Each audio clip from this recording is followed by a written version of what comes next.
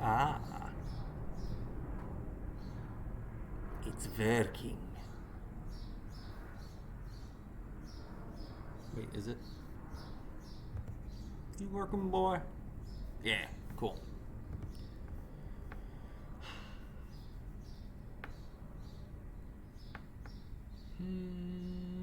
Yes. Let's see here. Daddy, no. What? Computer. What? What do you want? I should probably turn this up like a wee tad of a bit. A little bit more. Check, check, check, check, check. Maybe a little bit more just in case because I'll walk around. Check, check, check. Pro streamer does not set his stuff up prior to turning on stream. Okay, seems fine. Seems legit. Okay, so probably say this a few times as if people come in, but today what I want to do is I want to bore the holes for the legs. And not surprisingly, there's going to be 4 legs on this here workbench. Presently, the workbench is upside down, so what we're looking at is the underside of the workbench. It's laying on its top side. I'm doing that mainly because the way that we've had enough crotch shots. Because is this better? Can you at least see my my glorious COVID hairstyle? Going for that Mitch Kramer from Flight of the Navigator look, or the Nest look, right? Anyway, the reason why I think I need to do this from the underside is first, I am taking my cues from Rex Kruger from woodworking for Mere Mortals, and he did it that way. I also understand that oftentimes you want the finish side down on some tasks. I know for table saw, that is the case. I'm a little bit nervous about that because I still might get blowout on the other side, but that's just one of the many worries I've got. This is going to be a compound angle, which means I want to be dealing with 2 angles as I'm drilling. One in this orientation, and then one in this orientation.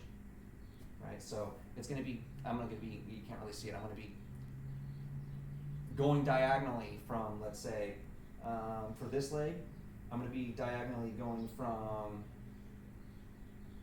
let me think about that, from here to here, and at the same time, the direction I'm going is also going to be angled, right? So it's going to be going like this, like my finger's exaggerating it, but it's going to be like that. So, that's the second thing I'm worried about. Third thing I'm worried about is it's going to be a 2-inch hole. The larger your hole gets, feel free to start quoting, or, oh wait, I fucked it up. Ladies. Actually, or gentlemen, works either way. But the larger your hole gets, the more can go wrong, right? It's removing a lot of material, and that means wandering can happen, blowout can happen, angle changes can happen. So I'm worried about that, and I have to do it 4 times. Now, why is that all worrying me? It's pretty simple. I have spent many, many hours getting this thing in the condition where I can actually bore the holes. Off stream, there's a bunch of stuff that I did do, and mainly because it was just boring work. I guess it could be ASMR-y, but to be honest, sometimes too, I mean, if you're a maker out there, I hope you can understand, or I feel like you could understand this. Sometimes you just need to go zen. You need to put on your music, shut everything out, just laser focus on the project without any diversion. So I did that here because I wanted to make sure I was getting this done as best as possible. I made sure this is both sides. The top side is absolutely as flat as I can make it. Not a twist to be found, not a cup to be found. It is as flat as my hands can make it. This other side, it's rough, but it's also pretty flat. I also made sure it is square based on both edges. So this is a 90-degree plane right here, and so is this, right? That took time. I see someone's in chat. Oh, hi, Sunburn. Training call? Hey, no worries. I can't hear you. So, that took several hours, lots of hours. Don't really remember exactly how many, but it was a lot. And I really would hope to not have to destroy this such that I threw all those hours in the trash. Now, on the other hand, that's the way learning works. Shit happens. And I think another thing is, I brought it up before, but it's hard to feel this way when you're there, but really, like when you're in the moment where all the mistakes can happen. But when you really, really consider mastery, like getting really good at something, there's absolutely something to be said for the difference between it being an amateur, or not being an amateur, but the perspective of an amateur versus the perspective of a master is an amateur assumes things are going to go all right and doesn't know what to do when they're wrong, when they get them wrong. And it's overwhelming, and it's easy to just kind of let it go and give up. Whereas the perspective of a master, in my opinion, is knowing things are going to go wrong and having a perspective of creativity around fixing those problems when they happen, right? Accepting there's going to be mistakes and accepting that you may have to get creative about how you fix them. You may have a playbook that's going to let you do that. You may not, but either way, it's kind of the difference there. Because fixing the mistakes is actually, I believe, what teaches you the most, right? There's two ways to look at it, I guess, is repetition. And there's the repetition side where you just do it over and over and over and over and over and over and over and over and over and over and over, and eventually it just starts getting smoother and smoother and smoother. And then there's also the adaptive creativity, both of which masters have, right? And I'm not saying amateurs behave one way and masters behave the other necessarily. What I'm saying is their perspectives are different. So you could have never done anything in your life before, but if you approach it more like a master, in my opinion, you're likely going to get more out of it. It's going to be more fulfilling. You're not going to be as afraid, but you are going to be afraid. And that's another part too, is like, I also believe that this is coming from personal experience. Approaching something like a novice or an amateur, it's that beginner's luck sort of thing. No, that's not right. Things look a lot easier than they actually are to accomplish, and as a result, there's this sort of confidence. Nervousness, yes, but some confidence that can take things away. Whereas with the master, there's true confidence there, but there's still the same nervous energy because it matters, right? It matters in both circumstances. So I don't think there's any such thing as truly somebody who's a master of their craft walking in just completely confident. It's just a different flavor, of the confidence. It's a different flavor, right? It's knowing all these things and what could go wrong, but still there's that healthy nervousness there because it does matter, right? And I guess why I'm giving this whole big spiel is just to relate some of what my thought process is and what I'm trying to get into my head, what I'm trying to reassure myself with, and that is, hey, just come from this perspective, realize there's going to be mistakes, think in that way. Think more about what can I do to prevent mistakes that I can consciously make myself aware of now, that I can imagine probably happening. What can I do now, right? And then being prepared for the fact that mistakes are going to happen that I didn't see coming. So, I don't know, therapeutic woodworking, I guess. Hey, Angel. Hola. What's up, man? So, there's that. Now, I am going to practice the cut, or the drill, the boring. There we go, the boring before I do it. Here's the equipment I'll be using at Painting Dr. Freud.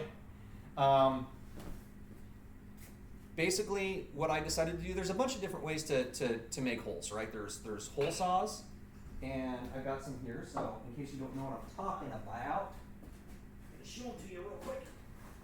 What a hole saw is, you've probably experienced these before, and they usually come in kits where you're required to drill a hole. They're kind of not popular for most people, but here's my hole saw kit that I have. They do work. You just have to know how to use them, and really what that means is knowing how to use them is knowing that you have to go slow and you have to back the saw out. You have to back the saw out. If you don't, you're going to jam the kerf, and it's just going to burn the wood and spin, which is usually what happens to most people. It certainly has happened to me before I actually learned this shit. So that's one way I could do it. Another way I could do it is to actually physically saw it out, because it's going to be a 2-inch hole. I could saw it out by making, drilling a not in the frame, drilling a pilot hole, right, and then just using like a coping saw or even a jigsaw and doing it that way. But of course, see, the problem with that is you're always going to end up with an imperfect circle. So that is maybe an old school way to do it. Actually, I don't think it's even the old school way to do it. It is a way to do it. You're just not going to get a good contact between the tenon part of the leg and the mortise part of the bench, and that's where the real power lies. Is the more contact you have, the better, right? Another way, of course, and I mean, I guess you could try to find some industrial 2-inch or whatever twist bit, which would be pretty cool. But I mean, if you have that, dude, you wouldn't be doing this in this way anyway. You would have machinery that could just do other things for you and do it much better. But what I've settled on is a Forstner bit. Right? I love Forstner bits. You've seen me use them before. Essentially, they're kind of like a saw and a drill, or a saw and a spade bit all in one. Oh, spade bits. You could use spade bits too, right? Those are the flat or paddle bits. They're the flat dudes. You see them usually is the cheapest alternative to make larger holes. This acts like, this bit sort of, as I understand it and have experienced it, acts like both a hole saw and a spade bit at the same time.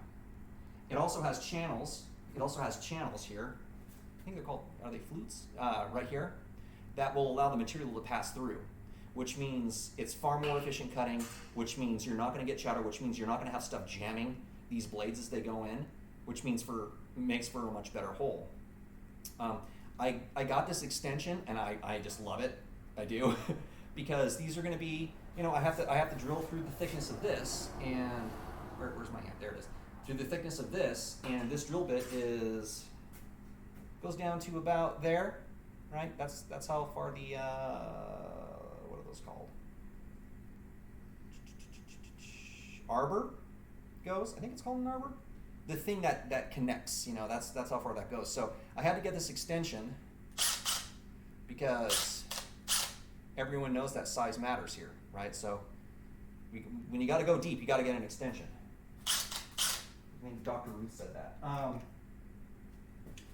And clearly, I'm going to more than be able to clear this hole, right? There, that's how far back I have to go to show you. Also, I need a new toy, I guess, that I got quite a while ago. I finally, this whole series has been me investing in woodworking and just making stuff. And I think this is one that was high time coming. I got an actual really good drill and a impact drill, and a drill, handheld drill, and a really good impact driver. And they weren't cheap, but they're so freaking worth it. Also, I needed to get a new circular saw, so that came with this too. It was not cheap, but it is totally worth it. I've already used this for a bunch of things. Oh, hi, Gidge. Gidge is Raphe perineum.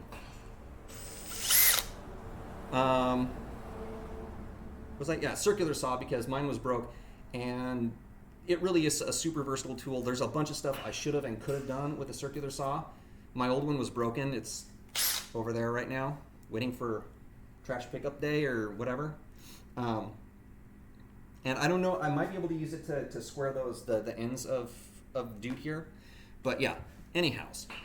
I said so. Yeah. I did all sorts of research and stuff.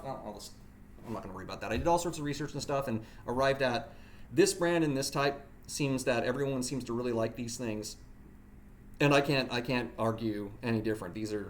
It's like a completely different experience, screwing things into other things or drilling things into other things with it. So blah. How is everyone doing? How you guys been? It's been a while since I've seen you. I haven't been doing much Twitch of any kind lately, so I haven't seen you guys.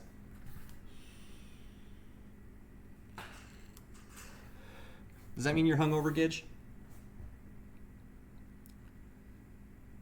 Hey, you had a birthday, either coming up or past. If it was past, then happy birthday, belatedly, and hope things are going well. Hope you're feeling well. You know, I know it's been especially a tough past couple weeks, probably more, you know.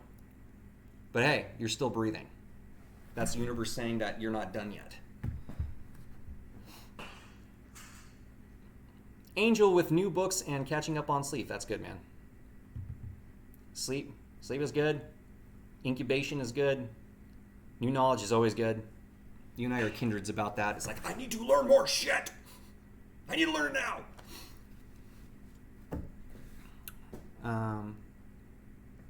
Can I ask one of you guys to test Dr. Crowbot just to make sure he's on? I'm not sure. Oh, good. Right on, Angel. Which one? Which one is it that you got? Thank you, Angel.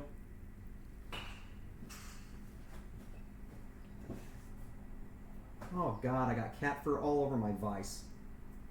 Dang it, kittens.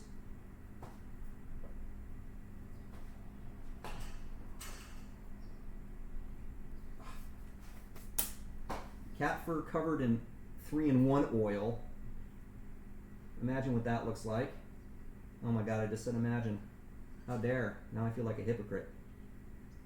Manifest within your mind what that would be like. Fixed it. All right, I'm just going to have to go over this with maybe some mineral spirits or something at some point. Here's, I'm going to bring over another thing we have to contend with. Not today, not in terms of attaching it, but I have to keep this thing in mind while we're doing this. Oh yeah, right on. That's one of my favorite books, Angel. Hope you enjoy it. I actually consider it one of the most important books on that subject, because it's the one few time where someone actually goes, okay, we're not gonna go the sexual education route. Period. We're not gonna go the sexual liberation and therapy route with it, and we're also not going to go to the moralistic, theistic viewpoint. It's just straight up, all right, here's how we got here, By the way, I'm completely and totally stalling because this does make me nervous still. I'm sure it'll be fine. Well, I'm not sure it'll be fine, but I have confidence this is that I'm up to this. I think we can do this. I'm still just kind of organizing my order of operations and everything too. Okay, anyway, let me talk about this. This is my little cast iron wood vise, and this is going to go on that end, right? You don't need to have one of these on this bench. I want one of these on this bench. So it's kind of like I'm trying to come up with a hybrid version of a workbench here. One that is basically portable, that I can move around on my own, no problem, and it's not going to take up a bunch of space because you guys know I don't have all the room in the world here in this garage. But I do want the abilities that a vise like this can give me, whereas, or maybe the convenience is a better way to put it. Whereas without it, I have to just do a bunch of stuff with this mortise all the time, and I don't know, it just gives me a lot more versatility. It also gives me a way to deal with metal if I really, really need to. Because yes, this is a wood vise, but there's no reason you can't put, jaws of a variety in here to maybe hold some metal every once in a while. But I have to keep in mind, like this distance, where these are gonna go, so that they don't interfere with the legs. Which basically means I need to make sure I pull the legs back far enough in this direction that they're going to miss this.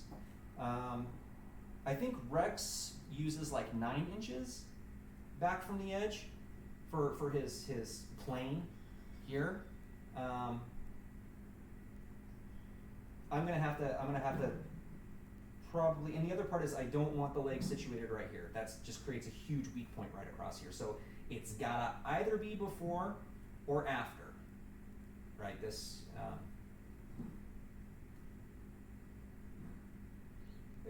it's a hole, but it's like pony something. I know this is called pony too, but I actually think it is called like some sort of pony something. I don't know.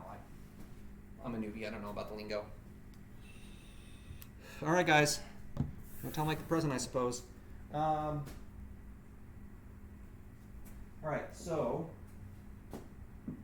my thought is, okay, first I think maybe I should first try to figure out layout.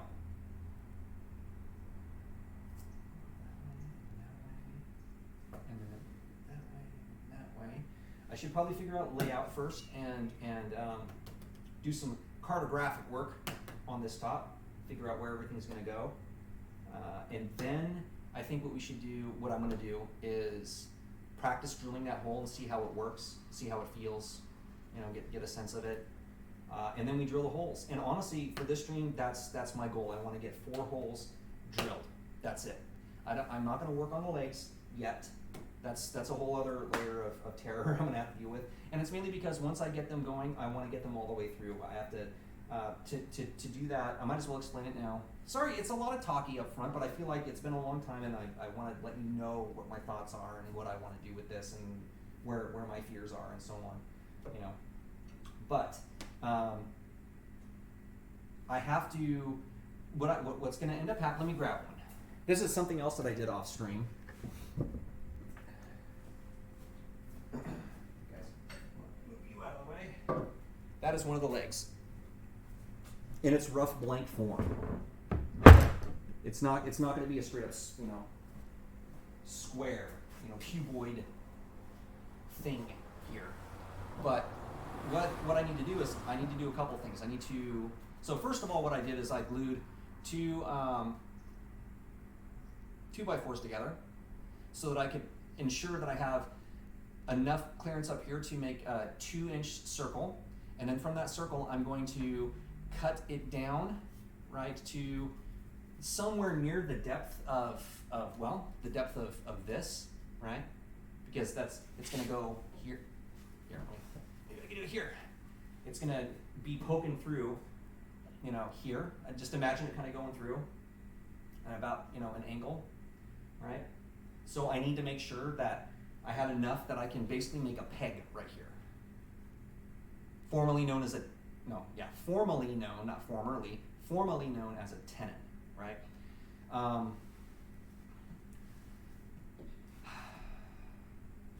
So why is this scary?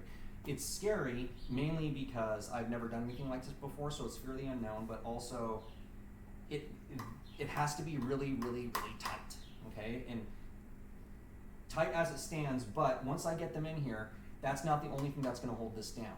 I'm also going to be cutting a notch, right down the middle of that tenon, and in that notch, I'm going to wedge in a piece of walnut. So I am still waiting for the walnut, which is kind of pricey, but I got some blanks that should work just fine, so I can cut wedges. That's going to get wedged in here. It all gets glued in, and then it gets inserted into the mortises, and my body weight plus some pounding is going to get it seated. But I have to do some other things too. I have to taper this. I have to shape this. This on the bottom is horrible for any legs. This is a thing I never really thought of, but it's invaluable information to me. You don't want super abrupt, square, angular edges on legs for the most part. And the reason for that is it's a great way to trick people. If you put a slight taper on it, it does two things. One is it removes some of the bottom part to trip over or to hit, but two, I think, this is how I think about it, it psychologically makes it so your eyes assume its position in a safer place, right? Because this can sort of form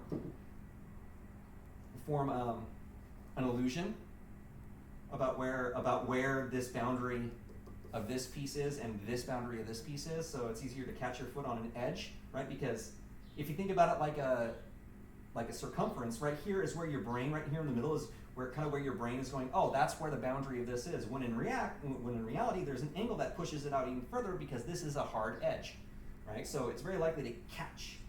I'm clumsy, oftentimes for the most part, so I want to do it with that. But I have to wait on the wedges, and this is gonna be a process. This is gonna take a while. I still have to figure out how I want to actually pare this down. Rex Kruger uses a hatchet. I have a hatchet. I don't know if I want to do that though. I mean I got chisels and other stuff, and I'm not trying to do this without using tools, kind of like he was. So yeah, training done. Right on. Hey, tips on how to trip people. Yeah, there you go. It's like just replace the legs, make them a lot more angular.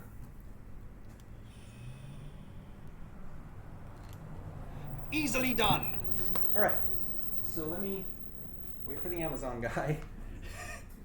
Non-stop Amazon guy. Focus. Focus. There we go. Guys, don't let him know we're recording, okay?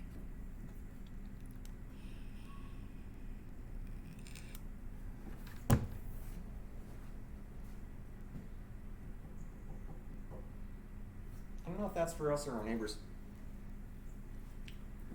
Okay, well, while I'm waiting for that, I might as well get some. I think this is going to be our sacrificial piece.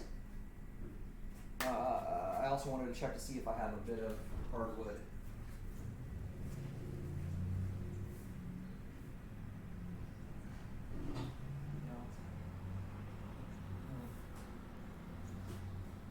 Maybe plywood would work. One of the things Rex Kruger does for the tenons is to make like a hardwood template with the hole in it, so that he can, use that to gauge the progress of the tenon itself. I don't have hardwood. I wonder if plywood would work. Plywood actually might work. I'll have to think about that. Anyway, okay, guys, let's do this. It's your monthly safety training, huh? Rejecting risk acceptance. I'm sorry, but sometimes. No, I'm not sorry. Like, the doublespeak 1984-esque nonsense that goes on sometimes just floors me. And I don't know why, but that just struck me that way. It's like rejecting risk acceptance. I hope you have a good day. I hope you do too. That was cute. Did you guys hear that? That was very cute. Little girl was walking by and she looked at me and says, I hope you have a good day. It's pretty cute.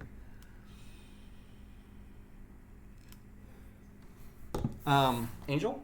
Yeah, I heard if you don't have a PS5 and you don't have an Xbox One S or whatever the hell they're called, you're gonna have a bad time.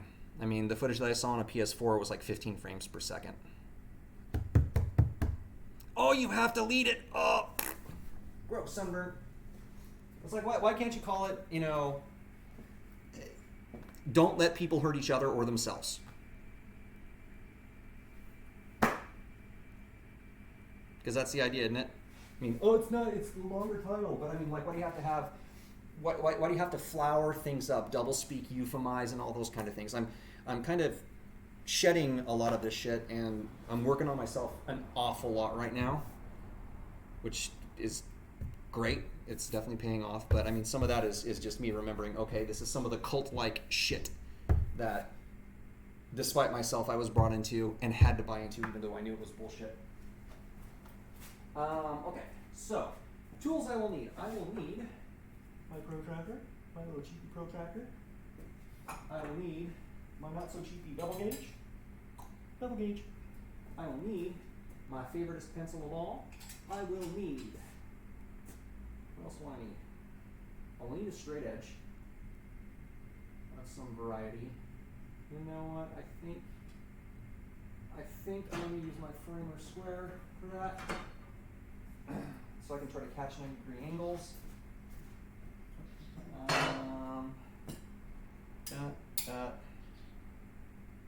Yeah, I think that's a great place to start. Okay. Now then, what we got. Yeah, don't become complacent and assume everything is good. That's it. It's what you need. You know?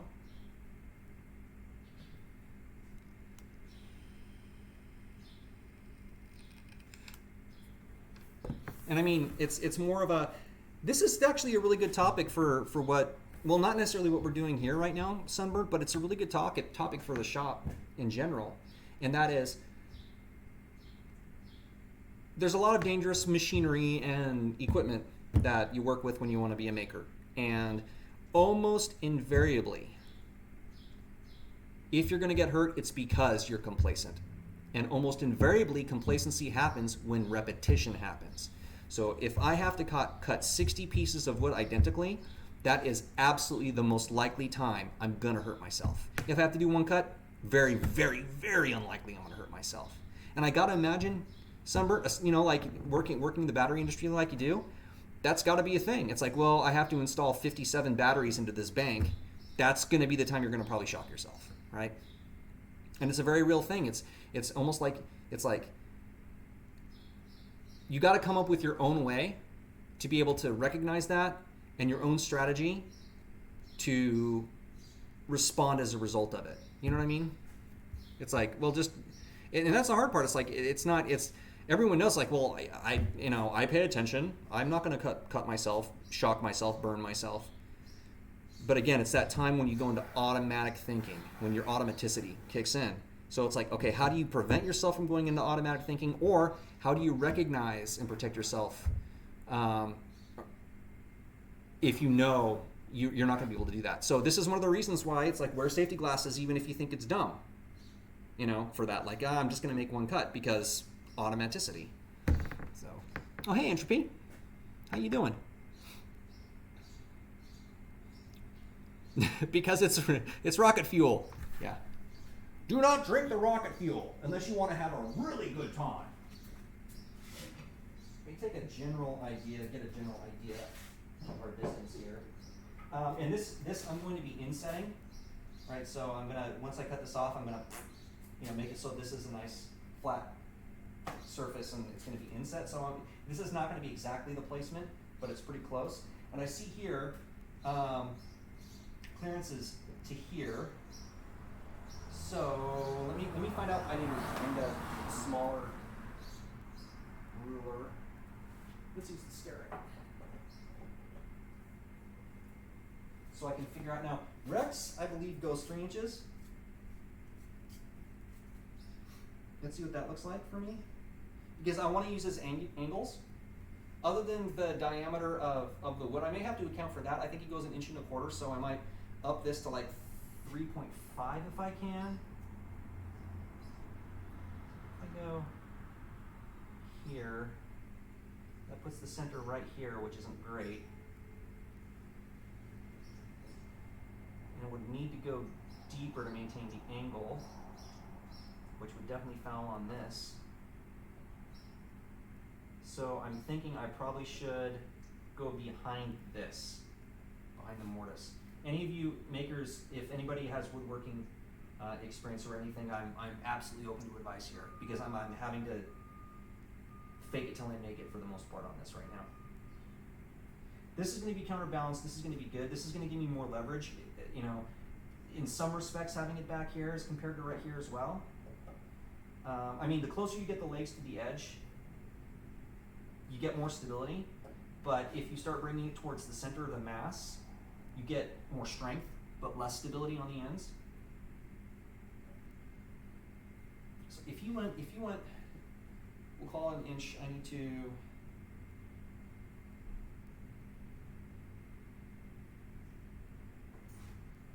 So if I'm here, this is going to be the size of the hole.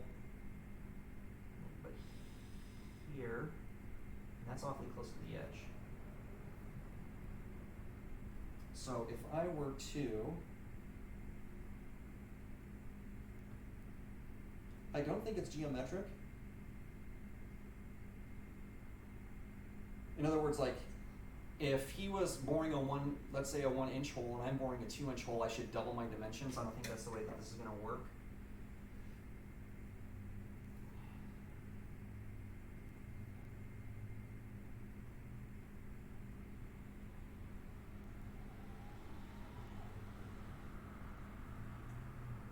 right here. Always a good idea. People who knew what they were doing, which are not. Yeah, I think that's good. 3.5 seems good. I don't know how well you guys can see this, but I think 3.5 deep is going to be good for a center point. What I'm doing with my fingers right here, I'm just sort of approximating a 2-inch hole. Now I need to figure out the distance from here to here. And because I don't want to create a super huge weak point right here, so I'm thinking if I extend out there and make that the cross point, let's see what we end up with from that.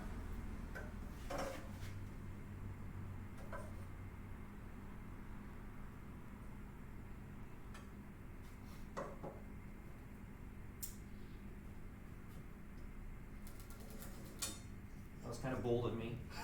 It's like I want to mark it. This guy will have plenty of room. I won't have to worry about any kind of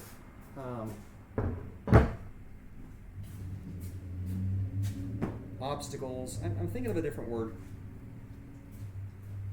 Interference. Interference is the void.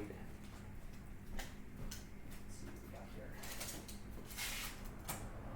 How about that? Exactly 20 inches. Okay, well, to be fair, 19 and 15/16 inches. Okay. 20 inchiones. And I'm just going to replicate this on the other. Actually,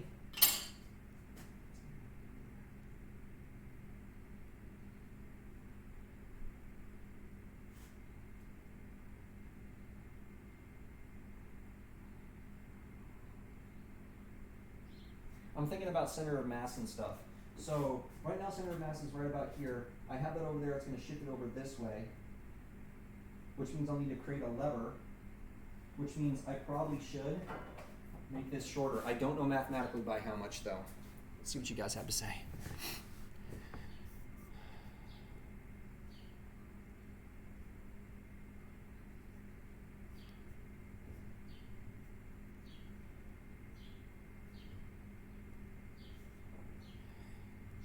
To be my incredibly popular, what's the incredibly popular item?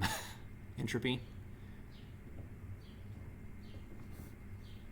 Hey, is your keyboard completely done now? Or is the popular item for the keyboard?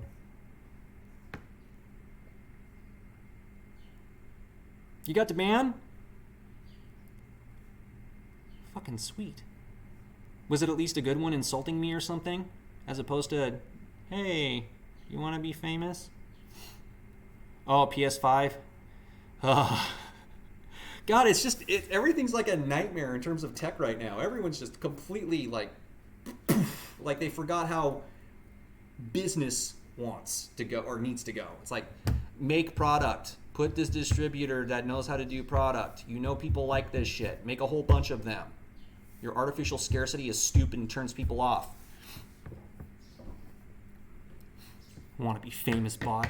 Man, no one ever wants to insult me.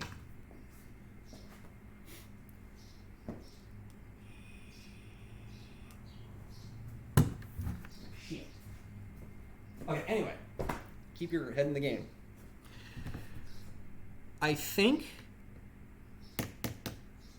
got entropy, and I just got sidetracked because it's kind of passionate to me. It's like, why would you withhold, exactly, why would you withhold that? Why?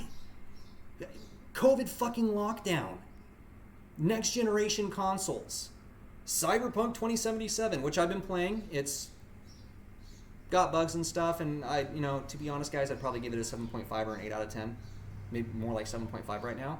So it's not the best thing. It's not what I guess I envisioned. It's good. I've only played like 25 hours. But anyway, I'm sorry. I keep going off on tangents. Damn it. But of all times, this is the time to be a tech person or tech business, right? And I'm not talking interwebs and shit like that. Maybe. But more like people are going to be at home. You know what people like to do at home, amongst other things, in terms of entertainment? Watch things and play things. Why would you withhold this shit? It just kills me. Like, from a business perspective, I'm sitting there thinking, do you know how much money you just left on the table, you idiots? You know? You have to follow some rando guy on Twitter to get a chance to buy one. Ah, dude. Scarcity is one thing, but this is not a scarcity issue to me. This is a poor decision-making issue on the part of the manufacturers or whatever, because the materials are there, right? It's not by design. They don't want it to be rare. It sucks that you have to experience this as a lottery, you know? If you're going to do capitalism, do it right. Love of God. Okay, what I am doing is I'm now going to return to the project and tell you what I'm thinking. I'm thinking what I want to do here is I want to go like 9 inches. Now, you guys who are better at physics than I am, hey, Angel, I need some mechanical engineering and physics thoughts here. All right.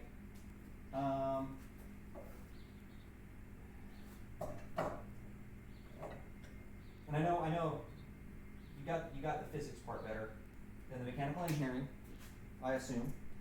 But let me clear this off so you can see. It's sort of skewed. It's really skewed. Okay, so Angel, I'm dealing with the center of mass circumstance here, in which I'm going to have legs here at this point. You can't see the line, but between my fingers, that's where the legs are going to go. I'm going to be having a, what is that, 25, 30-pound vise that's going to sit up here, right, which is going to take the center of mass and gravity from the center of this mass, you know, like physically, dimensionally, and it's going to shift it this direction, correct? What I'm thinking is I want to, instead of mirroring the legs here, I want to actually have the legs set back, in this circumstance, 11 additional inches is kind of what I'm thinking. Because what I'm thinking is because I have weight here, if I have the legs, which provide more mass, closer to the center, the actual physical center of this piece, that's going to create more of a fulcrum on these legs, right? And if I end up doing something over here, it's more likely I'm going to lift the bench, right? My thought is if I move the legs back, it's going to add more of the mass towards this end, which is going to increase the leverage that's going to be required for that to do that. Though it still probably could happen, but it should make it less likely. That is my thought.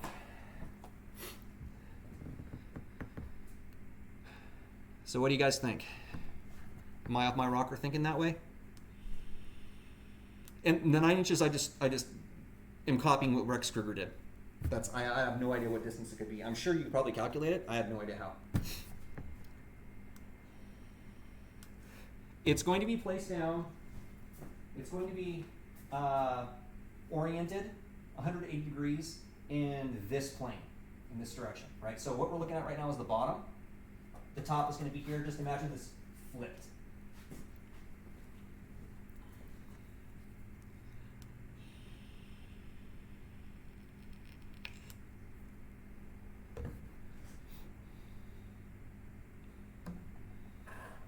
Wise counsel. Always good to get wise counsel. So, I'll show you. For those that are more visually adjusted.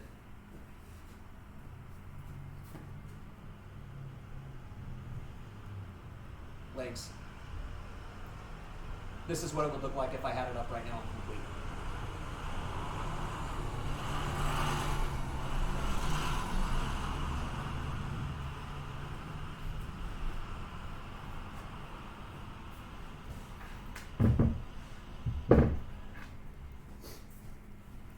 I got a snarfle.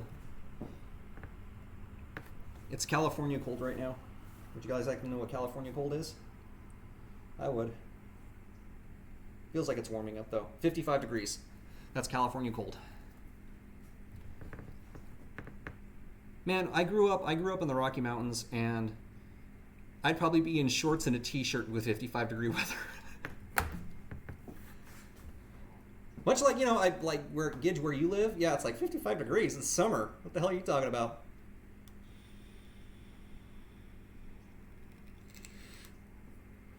So, I mean, Angel, do you think that premise to simplify things, if it were you and you were trying to make it sure that if you had a vise right here, you know, and it's adding 30 pounds of weight, your work, whatever your work is, right? So your work is your wood or whatever it is you're working on is going to be there, and you're going to be here somewhere, right? Where would you put the other two legs behind you? Better way to put it. Would you think that the legs being closer to your butt or closer to the back edge is a better placement? What I'm basically saying is I think towards the back edge is a better placement.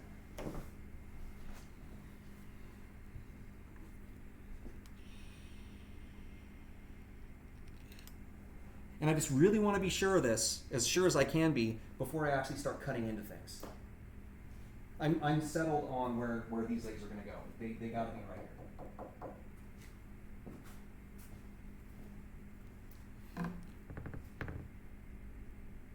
Yeah, and the center of gravity, Angel, is this is where, if you imagine this, and it's probably hard to see, but if you imagine the straight edge right here, this is where I'm imagining the line. Demonstrating, we'll call it the x-axis of the cut's going to be, with the y-axis being in this direction, and then my drilling being the z-axis.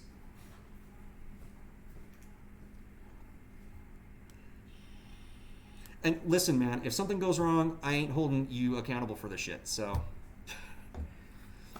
it's going to be that far back. Here, we're going to get visual on things. That might help. And these are, they're going to be pared down, but they're, I don't know, somewhere in the neighborhood of 5 pounds each.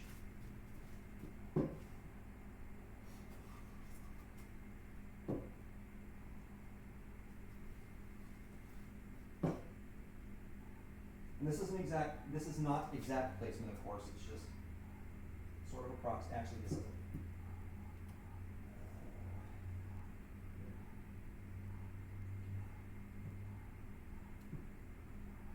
Somewhere around this neighborhood.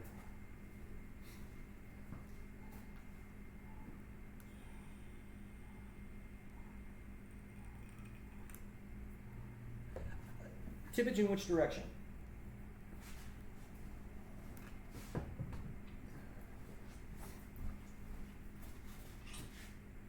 That's the, my brain says, yeah, don't fall off. It's gonna want, the mass is gonna want this thing to go towards this. There, now you can see the whole thing. It's gonna necessarily want to go here. Even with my weight on it, it's gonna always have more weight on this end with this like 25, 30 pound chunk of cast iron here, right? It's always gonna want to do that. And I'm trying to think of, is there a way I can counteract that some way with the leverage that I got, or the center, moving the center of mass somewhat. Like here, here's the problem with this area. It would probably be totally fine to make them equidistant if I could take the legs and move them over here, but I can't, because these are going to interfere with this, and if I put it, the closer I put it to this, the less structural soundness I have across this plane, right? This plane right here.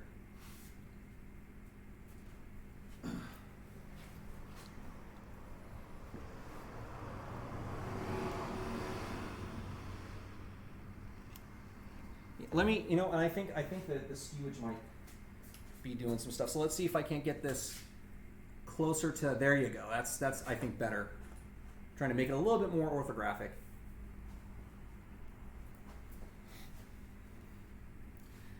Man, there are some people that watch this on my YouTube channel, and I can't help but think they're probably people going through trying to learn how to make a workbench. I feel so bad. Or they're people that really know what they're doing. And here's the thing, if they really know what they're doing, it's like, God bless that kid, because been there, done that, and yeah, it's a thing. Of course, I would have done it all this way, because, this is a better way to do it. But if they see this, it's like, no, guys. No, as in K-N-O-W. This is super experimental and completely new territory for me. I've never built legs, put legs on anything, cut anything for legs ever in my life. I've made flat surfaces before, without a plane, but this is really, truly, completely new. Okay, bring the back legs in. Can you give me a direction? From your perspective, right? This is positive. This is the positive direction. This is the negative direction. I am 0. I'm in the middle of this workbench, sort of up there. I am 0. So would you go in the positive direction for these legs or the negative direction for these legs? Positive. Okay, so a little bit further this way. Currently, this stands at 20 inches. You can't see me putting my butt. From this edge to here, the center of this, actually it's closer to here, that's 20 inches. Okay, so from here to here is 20 inches. From the center of this leg to this edge is 9 inches. On the basis of the physics I got going on here, and given the fact that I got 20 pounds of difference on one end, about how many inches do you think would be better for leverage? Are we talking an inch? Are we talking like 10 inches? Which would almost negate the point. But like, okay, so that's 9. We'll go to 11. That's 11. Right? What are you thinking about 11?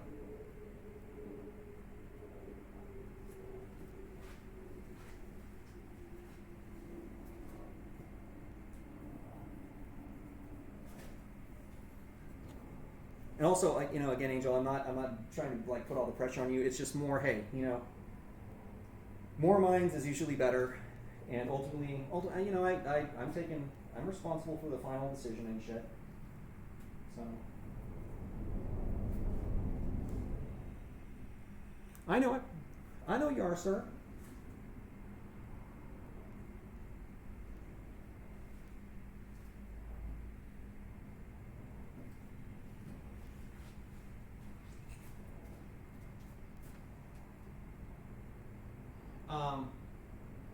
The legs are not going to be in this orientation, by the way. That's important too. You're not going to be able to see this very well. They're going to be in this orientation. So they're going to be splayed out, all 4 of them. You can't really see what it looks like from this angle, but this edge is closer to the edge, and this edge is further away. So, which will add stability, strength, and all that kind of stuff.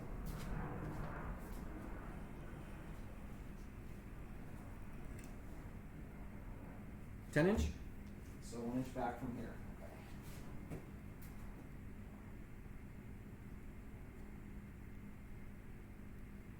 Okay. Okay, these are now centered on 10 inches from the edge.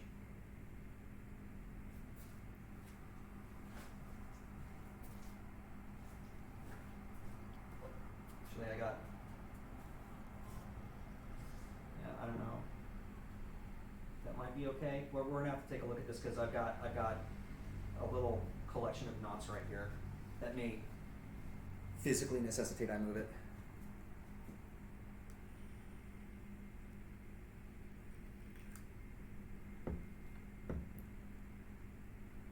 Try using what for legs?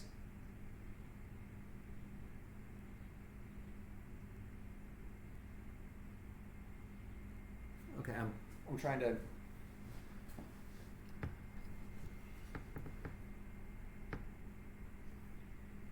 I feel like you gave me a diagram and I can't read it.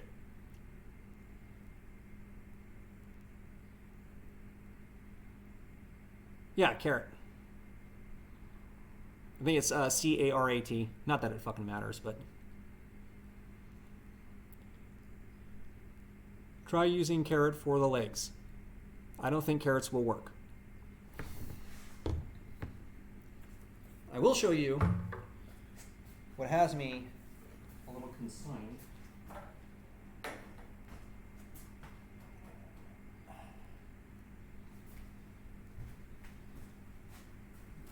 All right. This. I don't know how clearly you guys can see that, but I've got a knot here, a knot here, a knot here. Knots, for the most part, are always weak points. About 3 inches. Right here might be all right, but I'm creating a weak point here, here, and here. If I go further back to about here, ish, then I'm avoiding the knots and I'm getting really much more decent strength on three sides. I don't think there's any, but there is a knot there. So I'm gonna have to thread the needle here. I'm thinking I can either do it here, because I think I can compress this stuff and it should be fine, because these are still supported. These knots are still supported. So as long as the supports are good, it should be okay. But drilling through a knot is not going to be a good idea. And this is 11 inches, just off 11 inches, slightly less than 11 inches, like 10 and 7/8 inches is right about there.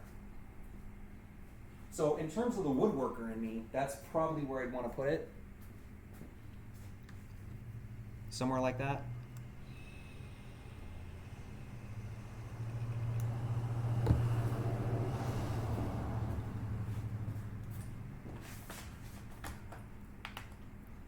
Probably should loosen that. As orthographically as I can make it, that's what it looks like. About where you're thinking? Okay, awesome. Sweet. Go team, this old lab. All right, so we are then going to do this at the 11-inch mark. Let me put these legs back up.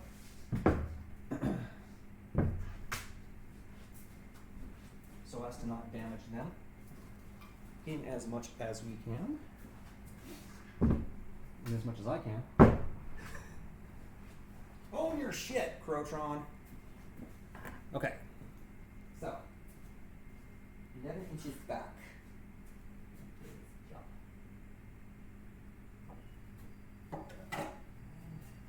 And I've settled on 3.5 inches, I think, for the centers. It's not great.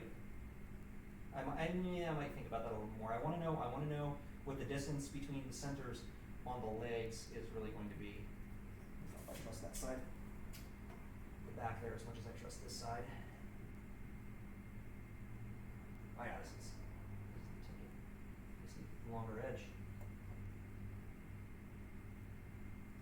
Okay.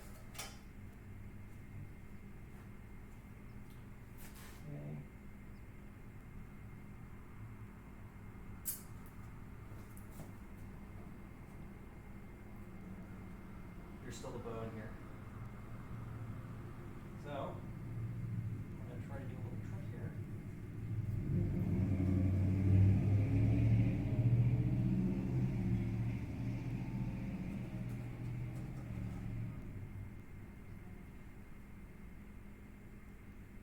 What I'm doing right now, because I still have a bit of a bow, which is fine for the edges. I'm not needing the edges to be super precise.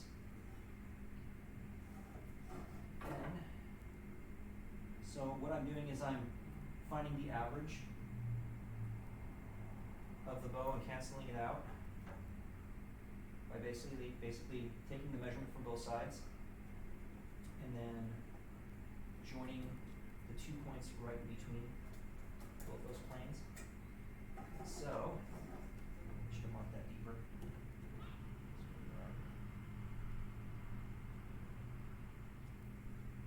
I'll kind of show you. I don't even know if this is valid. I do know that this is a thing that you can do when you're more freestyling some stuff.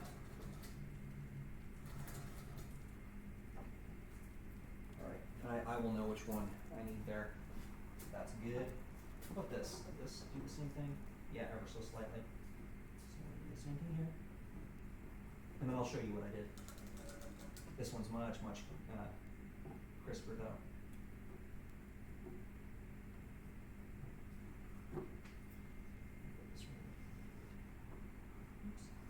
This side.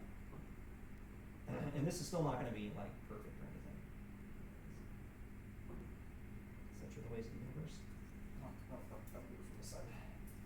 Because these two lines are what cancel off the third one. It's still going to be slightly off, but it's going to get me closer. And it doesn't have to be mechanically, absolutely perfect. You know?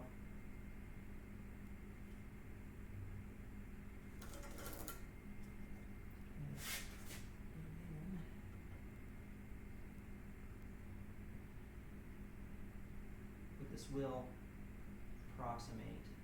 So centers there, centers there.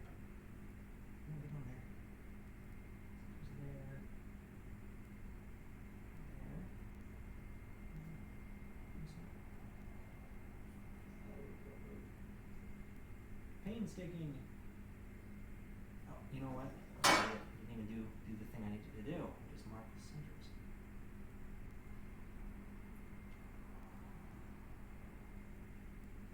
Okay. Okay.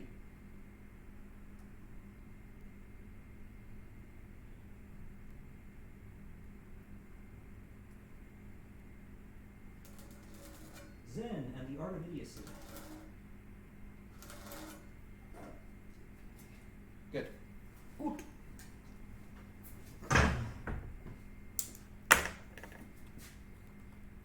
Let me show you what Uncle Crowtron's up to here.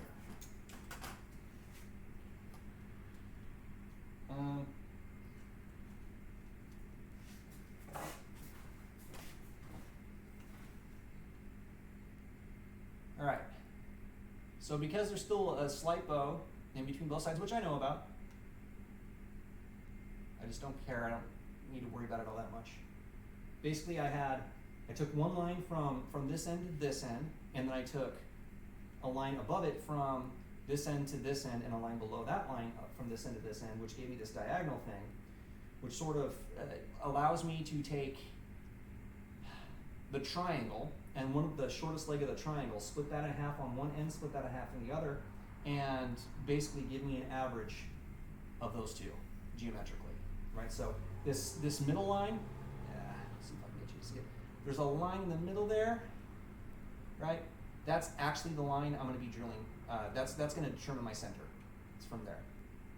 Right, so that's what that was about. Is it sound? Who knows? More sound than me just kind of going for it, I believe.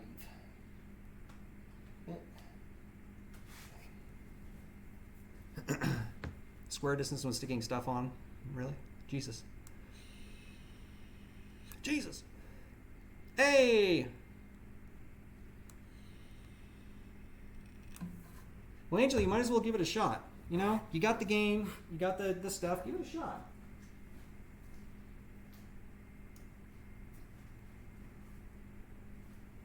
Be impetuous with your gaming. Just like the sweet baby Jesus wants it. Okay. Now, next big decision that needs to be made is where is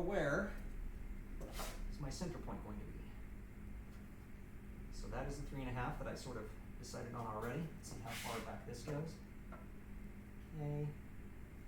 And if that's my center, it's 2 inches. Okay.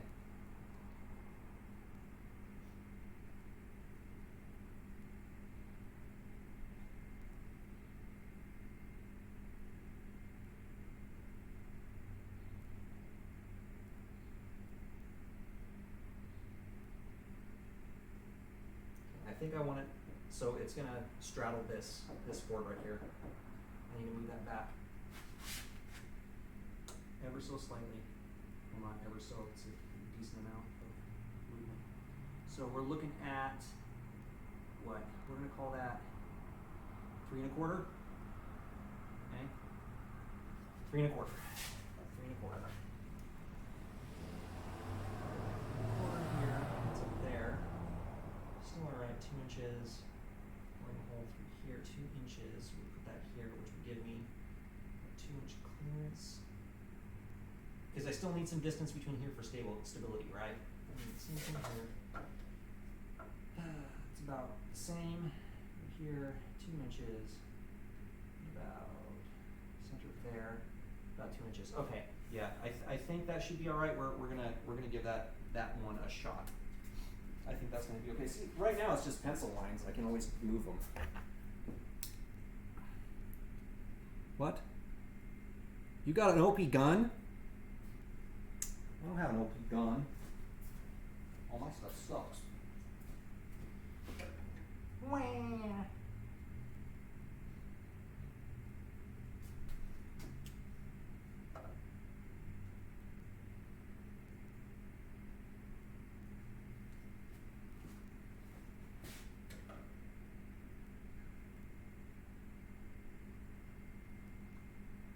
Okay.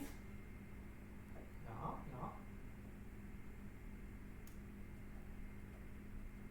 it's not going to be exactly in the middle of these pieces. It is going to be sort of offset, but I feel like I need that. I need them to be a little spread out so they're not going to fulcrum right in the middle and give me a rocking problem, you know? I also don't know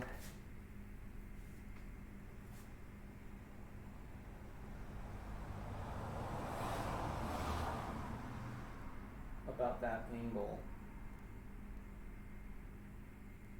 I know about the baseline angle. It's going to be 32 degrees.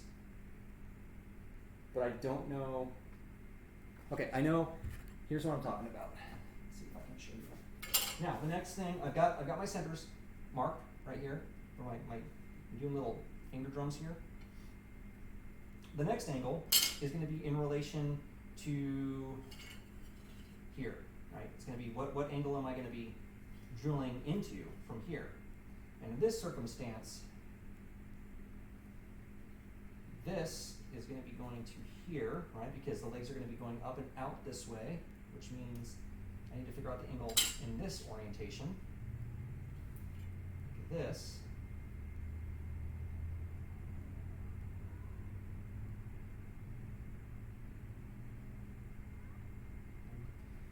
So 32, I think, is what he used. Is that right?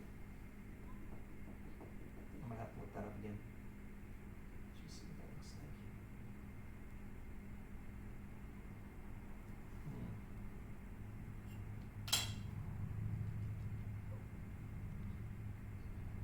It is going to have to go in this direction. These are going to have to go this way then, right? Because the legs are going to go out that. This is the bottom. So I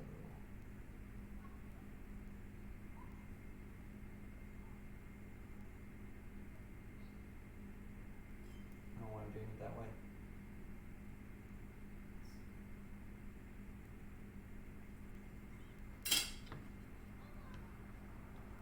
Okay.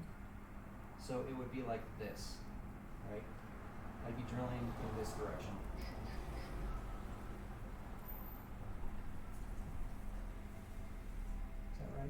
Yes, let's go that way. Sort of in this way. Let me grab my spatial. Yes, it has all the skill trees in the world, dude. Hey, you go genitalia or no genitalia? That's what everyone really wants to know about cyberpunk.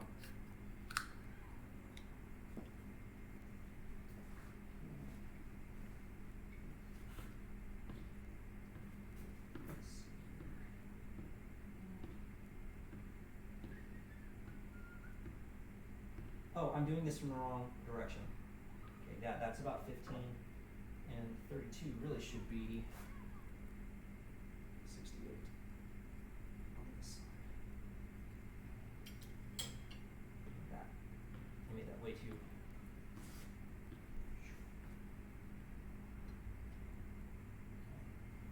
Yeah. So that is actually the orientation of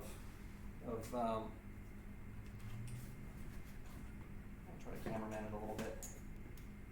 That's the orientation of this leg.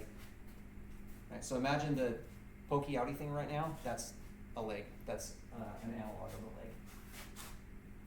Gotta see it's going toward this corner, but it's also going at an angle through the wood.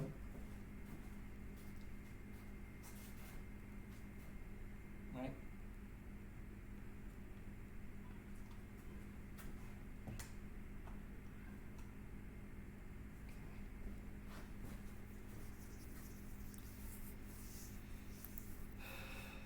Well, because it's fun. And I mean, the thing is, Sunbird, you can't actually run around naked right now, which is a glitch. Peen 2.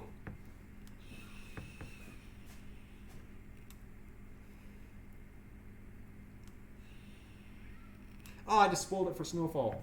So you should be able to, but at least on the PS version, it's like it negates the whole immersion point. You know, I mean, there's part of it that's like you could go for the adolescent, you know, man-child humor of, oh, I've got a dick, oh, look at her vagina. But from my perspective, I like that stuff because it is immersion. It actually, it's like, no, I'm actually a fully fledged functional living being with things that living beings have and have to do, and it just makes it feel more real. I like that. I appreciate it. I do. And of course, if you don't want it, you don't have to add it. So I mean, and again, Angel, yeah, there's the funny shit. Like, I'm gonna go into this drug den with only a T-shirt on and kill everybody. I mean, that's always fun. It's just, gamers got a game. But at the same time, there's that whole lore and storyline part, and you actually feel like, yes, this is a fully fledged person with all this shit associated. It makes you imagine them truly more realistically, I guess. You have a different expectation when there's that much realness.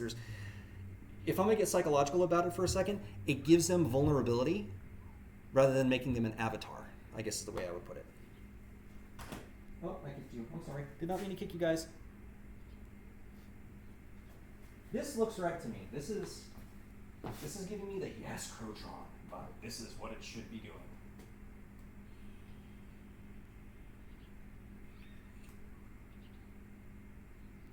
All right. So let's proceed. What I'm doing right now is I'm just marking guidelines. I'm marking guidelines. This is going to be used any drilling procedure.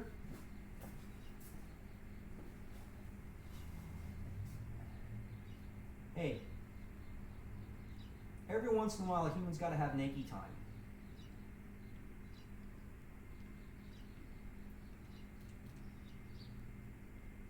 Want to spend your whole life being ashamed of your body? I don't. You only get one.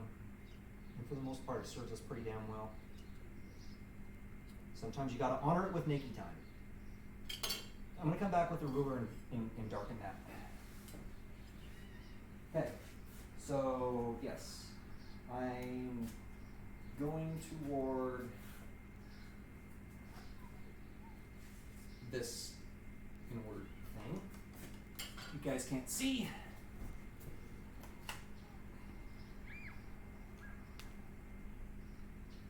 Try to act like I know anything about cameras.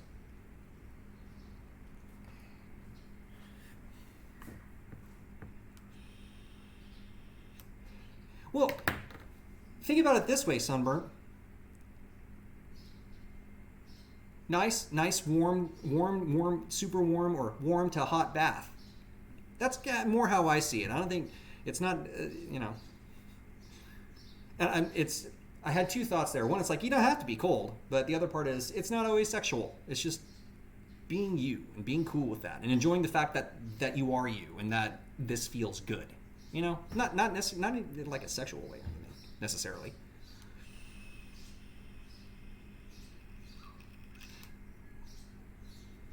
Which, by the way, has nothing to do, honestly, with what you said there, Sunburnt. Like, yeah, the cold part I think is what I was going after, but it's just more. It's one of the things that really bothers me, and it's a thing I've grown up struggling with. Not to get too deep on everybody, but it really is like, you've got one body. It really truly does. 95+% of the time, it does exactly what you ask it to do. It is designed to be able to bring you pleasure and bring you comfort and bring you strength and all those kind of things. And we've done a really good job of hammering that shit into the ground. We do it to each other. We really do it to ourselves. And I guess it's just me getting philosophical about shit, just as I'm working on myself. It's like, why? Done do it. Easier said than done, for sure, but still. It's the deathbed stuff. It's like, I wish, like, you're on a deathbed, you're going, I wish I could have. And, that's one thing that doesn't need to be there necessarily. You got, you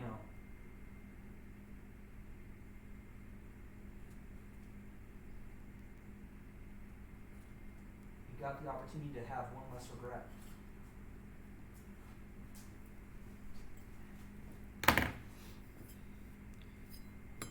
What? You sent what Sun said? Ooh, Angel's a tastemaker. He's coming up with a way to say, like, I don't know, I buy what Sun said, right? No, hospital gowns are horrible. Their blankets are even worse. God, I hate hospital blankets. Yeah, it's just, the deep thing is just part of my nature, for better or for worse, you know. It just is. Kind of like going off on tangents, and I work on it, but... okay, you can't tell the name of the street, but now I really am just curious. Like, don't tell me, right? No outing, no doxing yourself. But is it kind of like in New York, Coxsackie? There's one, you know, or like the French philosopher Balzac. I kind of emphasize the S there on purpose because Balzac. But Balzac is 78 over here and 78 over here. I'm probably off camera. I'm just adjusting my protractor.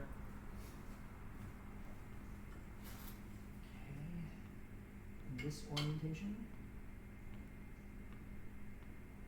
Orientación. You know what I really do enjoy about the woodworking streams? Is I have an opportunity to blather on a little bit. You know, I ain't no pro woodworker. I ain't doing tutorials for anybody.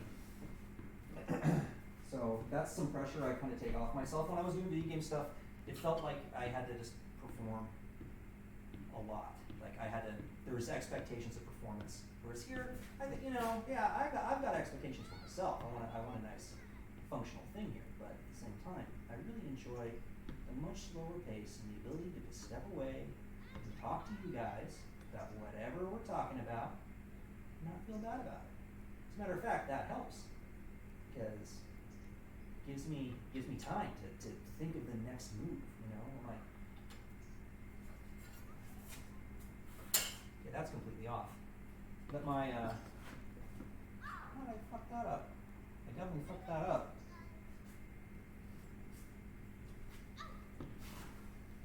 Just let myself do me, you know? It's nice.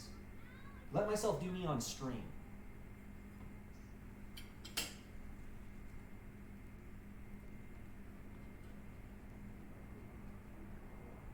Wait, that sounds like a terms of service thing. Guys, that was not sexually suggestive.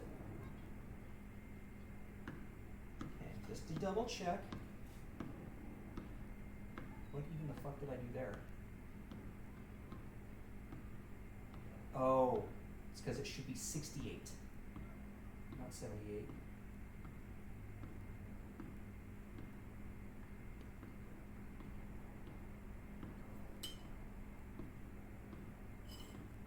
All of it's wrong. All of it's wrong. I didn't do math like even remotely closely correctly. 90 minus 32 is 58. Not 68 and not 78. What the hell? All right, you know what? At least it was caught up. Let's see if my sandpaper eraser, which is just a big thing of rubber, erase this. Oh, it can. Dude, this is great. I have a big ol' massive eraser. What for removing the pen stitches? Made completely out of graphite.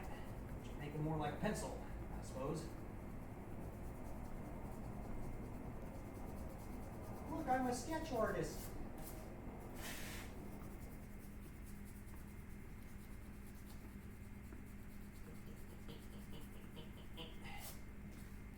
Now, things that are kind of tough about this woodworking stuff is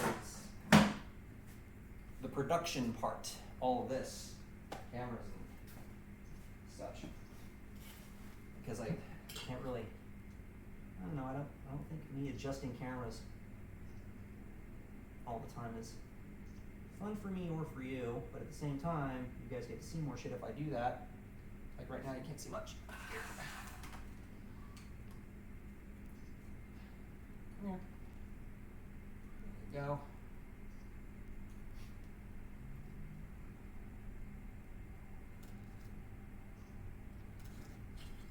Okay. Yeah, actually.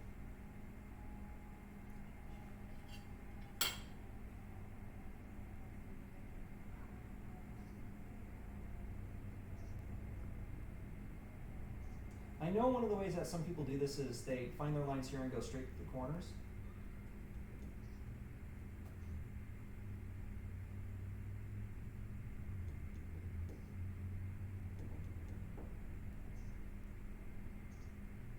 Which I'm kind of feeling like I want to do here. That's going to shallow this up.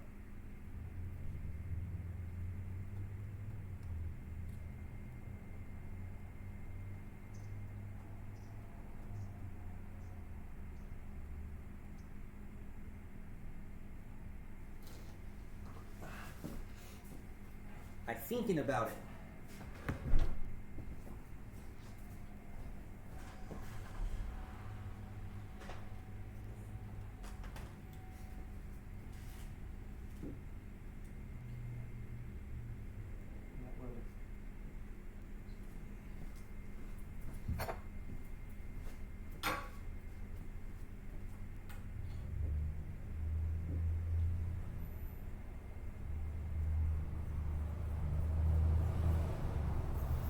Actually a place where it's nice that I'm streaming.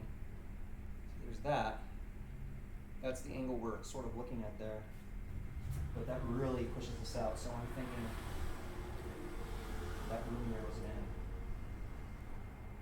So I'm gonna lose.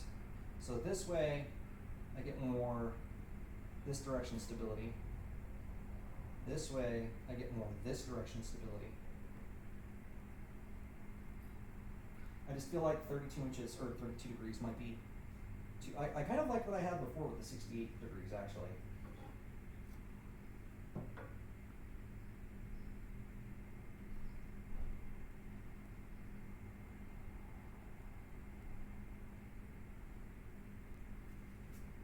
You know what? I think I might be making a total error here.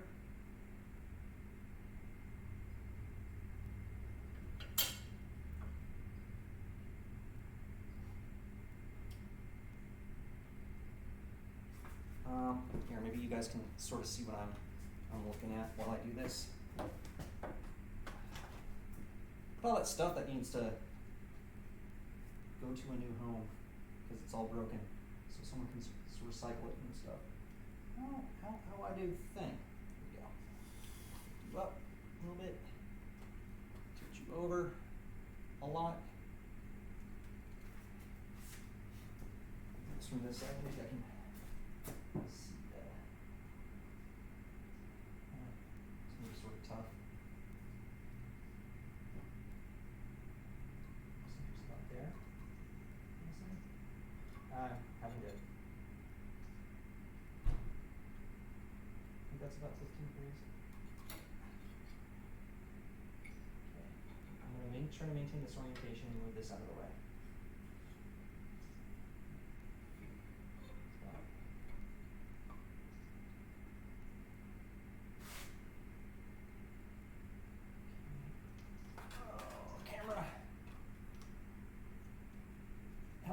See things. So that's about this. Definitely good and stable along the length of it. And this angle, I'm noticing actually moving around a little bit. How far out does this pop? Here. Straight down.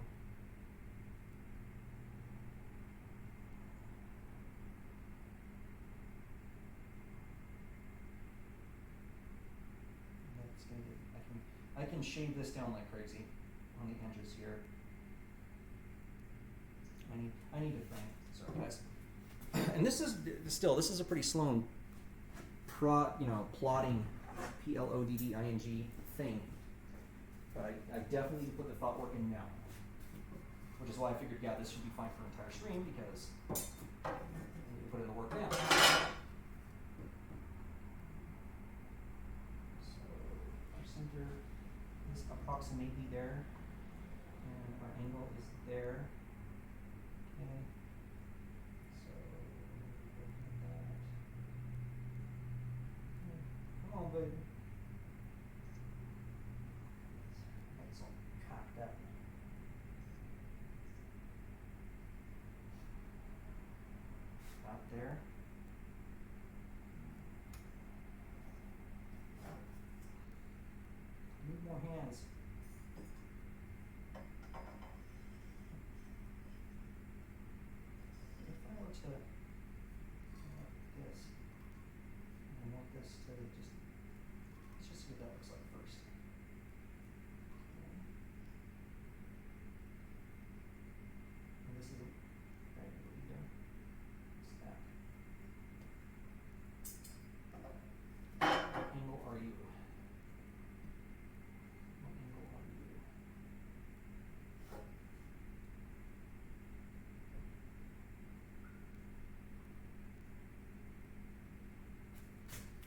very scientific way I did it just there.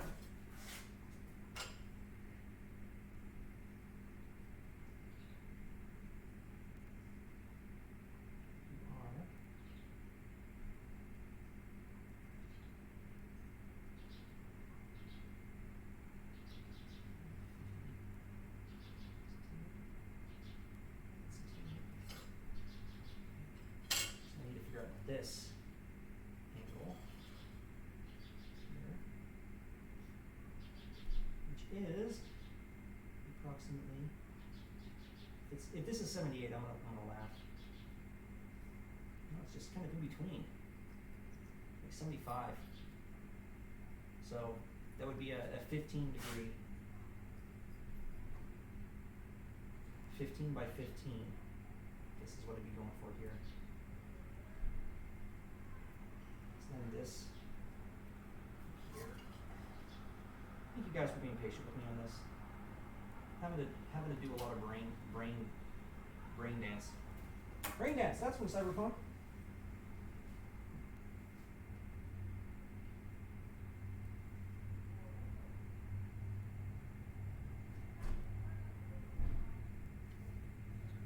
Okay, I think I kind of like this angle.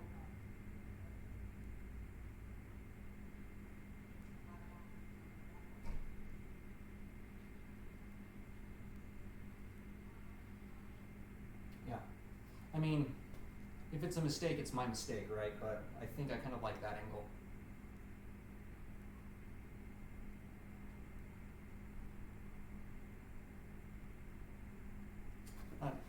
To the chat. Chat. See what chat says.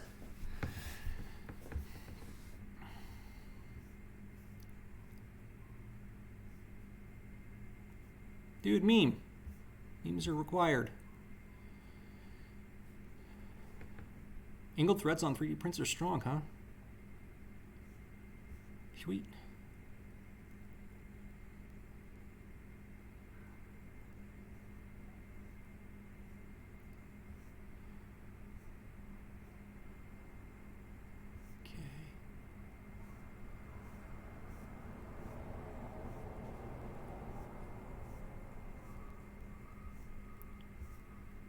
Okay.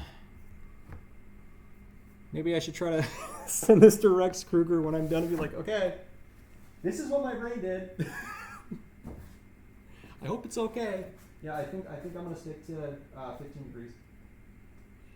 So I'm more than cutting in half what it is that he used, but then again, he's going for a 1 inch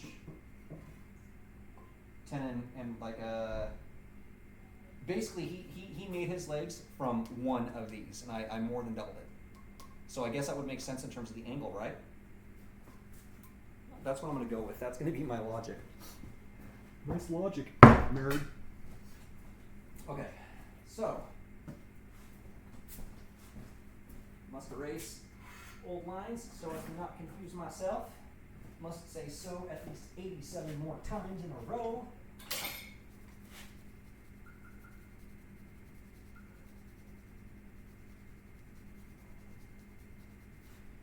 Measure 87 times, cut once, right? Isn't that how it goes?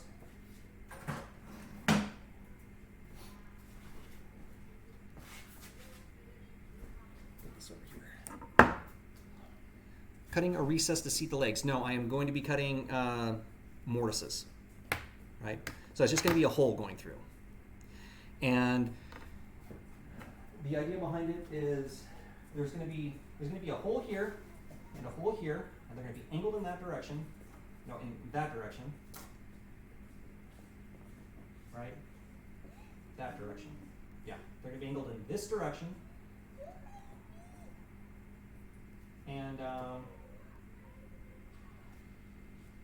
the pegs are going to go through, going in this orientation, right?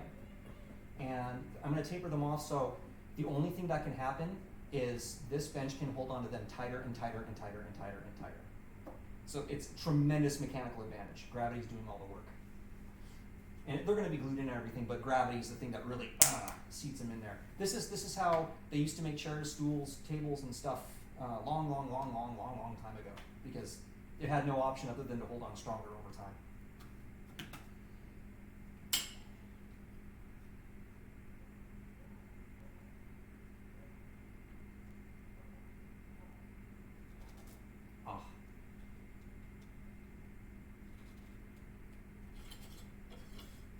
continue this out over here just so I have a nice long line. This really isn't too far off from what I screwed up with,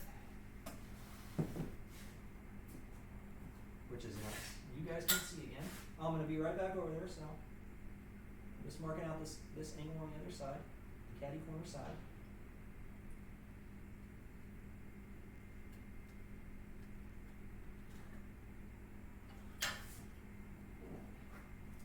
On the other direction. Is that 75? Did I fuck up again? I think that was 75. It was 75. Clearly, I am angle master supreme.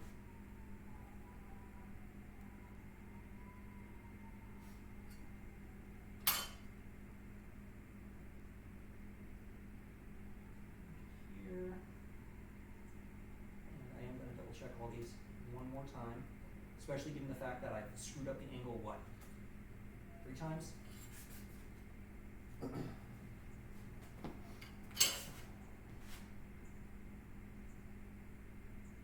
line, put it down.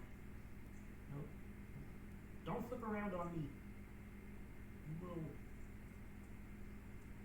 behave. Okay, now. Make sure this is exactly 85. It is. I just did this one. Double check anywho. Good. Double check this one. This one is good. Now just to check the other sides. 75.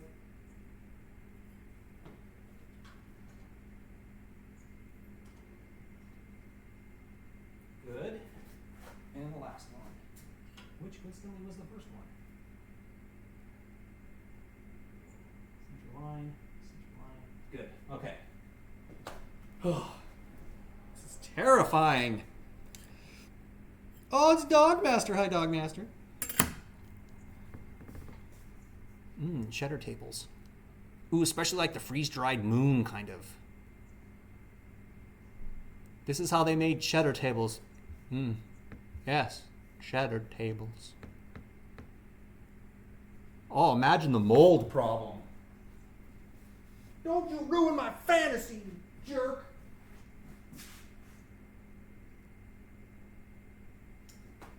This is fine as a straight edge. I don't know why I was getting all like the metal engineer in me was like, this is not a sufficient straight edge for this purpose. It's like, why not? Of course it is. This is a workbench. I'm fussing over it like crazy because I'm trying to learn something while doing it, I would say. It's like I didn't have to have a workbench like this. I didn't. You know, I could just throw some shit together and call it a day. But I want to learn something from this. I want to apply shit I'd be afraid to apply otherwise, or maybe never apply. So fussing over it is a good thing. Right? I don't think I wouldn't have any reason to learning about all that plane shit if I wouldn't have done this.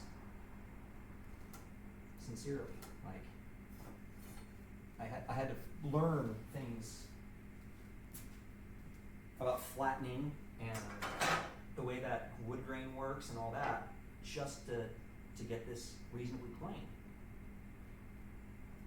You guys saw, many of you saw the first process where I basically damn near needed physical therapy afterward because I was using the wrong stuff in the wrong way, or the right stuff I guess, but I was using it in a not a great way. You know, really forcing the issue, and that didn't work out great. Okay.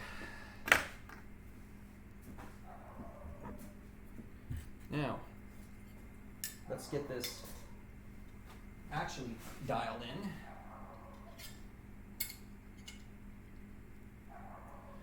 Funny story about this. Amazon screwed up. What I actually wanted was, I'm trying to remember, what was it? I ordered from Amazon it's a thing I ended up not getting. Okay, I don't remember. It was a tool, but it wasn't this. Like, that's how important apparently this tool was for me. And they ended up sending me this instead. So I'm like, well, the universe clearly wants me to have a bevel gauge, so I might as well keep it. And apparently this is a really, really, really good bevel gauge. So, thank you, universe. You're my homie. All right, what I'm looking for here is an angulature of 15 degrees. Which is this. You guys see what I'm doing, basically? Hopefully. Let's just get this. Yeah, this is really good. Hair's falling out. In here. Falling out. Doesn't have to be perfect, but it has to be close. Okay, so this is 15 degrees. Which does change potentially the attitude of these angles, but not by enough for me to worry or be concerned about it. Why are you? Sir? Yeah, there's a little chunk of wood holding up the process.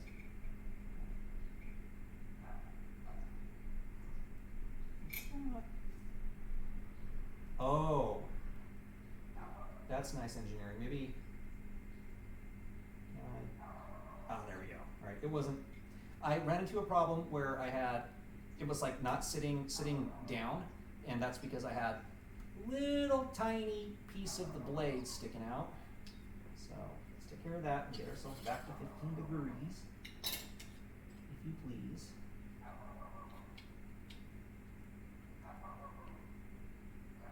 Poet didn't know all that.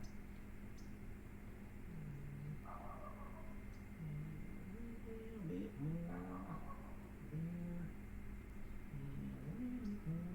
there, and we're good. Lock her down.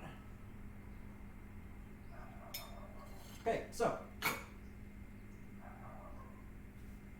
or conversely, I'll probably drill it from this direction, like.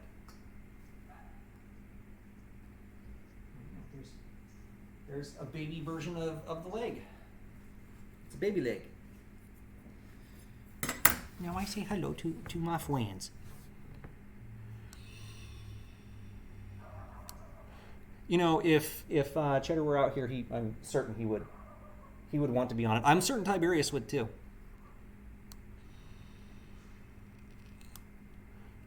You pulled a muscle out of place. That sucks, dude. But if that's the case, knowing's half the battle. At least you can do something with it. Oh, hi, Colette. How you doing? You got Docna settled? Hopefully, because I know that causes you a lot of stress.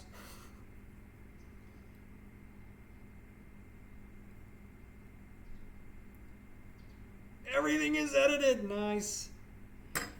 The nightmare is over, but for how long? Well, I can tell you for how long. It's going to be approximately 11 months.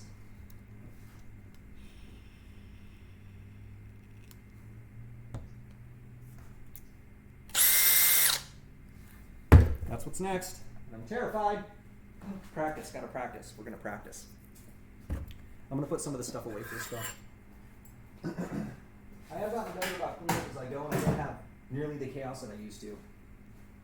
Very, very nice. I have a feeling I might need to use my protractor again, so I'll keep that out.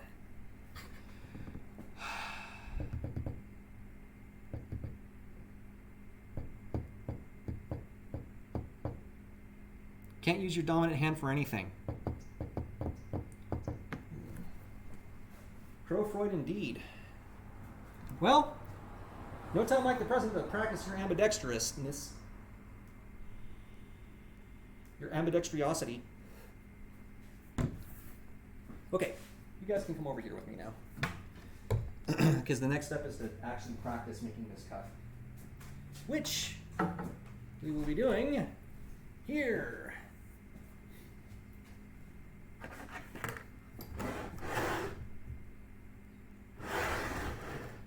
This orientation.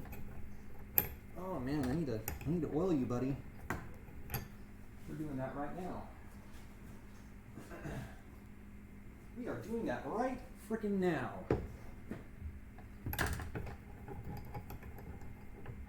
Guys, don't forget to lube your Acme screws. Very important. If you're wondering what I'm using, and you don't do a lot of the stuff, it's a good thing to know. I think it's not, everyone seems to have a spray can of WD-40, which has got its purposes. Coincidentally, these I don't consider to be their purposes. But there's this stuff that you may have never heard of called 3-in-1 oil. That pretty much lubricates anything.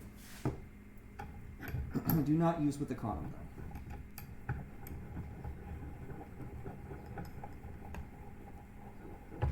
Look at that, see?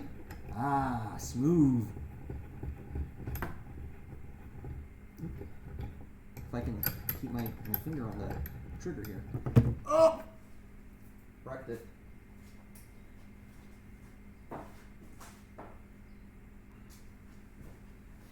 Okay, so...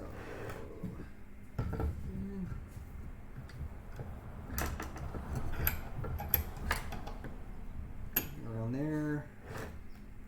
There. Around there. I'm not a fan of drilling into my work tabletop, so let's not.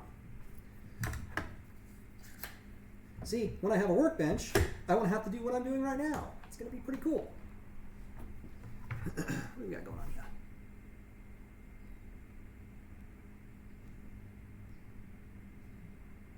Oh, the 3-in-1, yeah. 3-in-1 is great. I think more conventionally you'll see it, other than what I'm doing with it, which is pretty damn common. I think you'll see it used for clipper blades or some version of it sometimes. Now, practice the angle. Kind of, how am I going to do this? I really should drill from this side, down in that direction. I might be going through a few of these, I've got a shit ton of this nasty pieces that I cut off.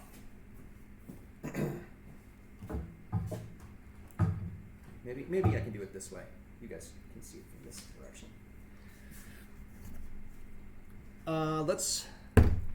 Let's just make a mark. Let's go, okay, I want, it's nice and stable. I want the mark to be here. X marks the spot. Okay? And it's going to be in that angle. I just got to be really careful because I don't want to drill into my workbench. Now, the way, as I understand, that you need to do is you need to do two things when doing this hole. Ladies, you need to go slow, and you want to start in a truly vertical orientation. Right? So let's just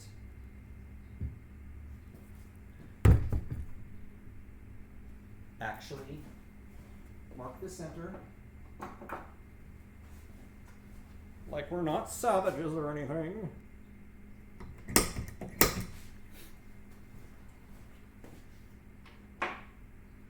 Okay. And YOLO. Oh, this is, I need you to turn. I can't see. Okay, there, I can kind of see the brad right there. Okay. Nope. See, this is why I'm practicing. Get in there, Brad. Okay, so we start straight up and down.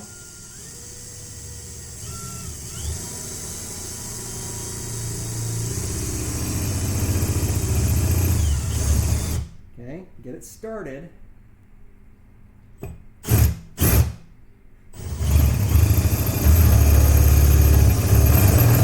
Yeah, I definitely have to go super slow on this. Now that I've got it sort of in there, let's see if I can't. Okay, as long as it's still staying in the center, that's what matters. Okay, there's my orientation. And see, this I can use to keep both orientations stable. So right there is good. And it wanders. See, that's why I'm gonna do this. And I don't even know if Forstner bits are good for this. or are able to do this. They should be able to. Oops.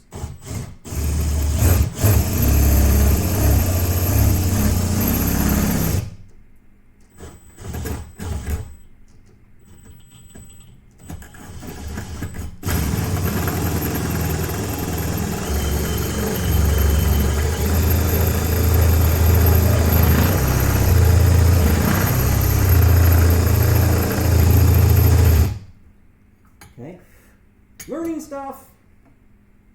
A little bit more. Slow.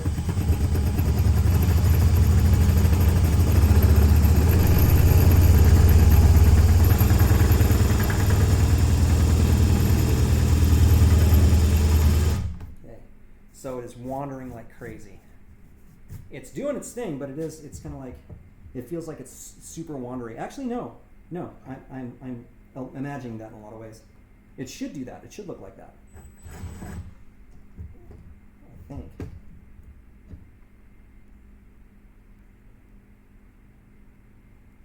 Okay, I want to try it with a pilot hole. I think I want to first try to drill a pilot hole.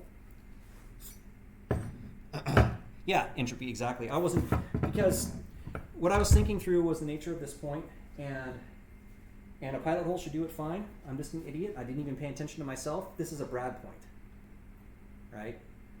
So it's not self-drilling like other bits. So let's try it. Let me grab a little something.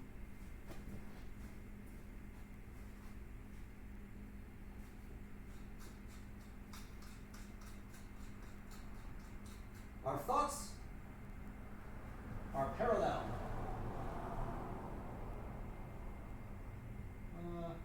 It's big. Let's go with like a 3/16.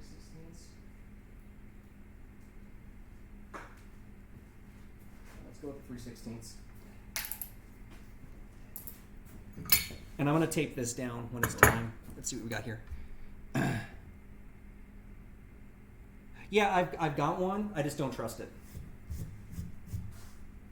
Well, I'll put it this way: I don't trust myself with it. I've had things go sort of wrong using it before. So that's good. That's good right there.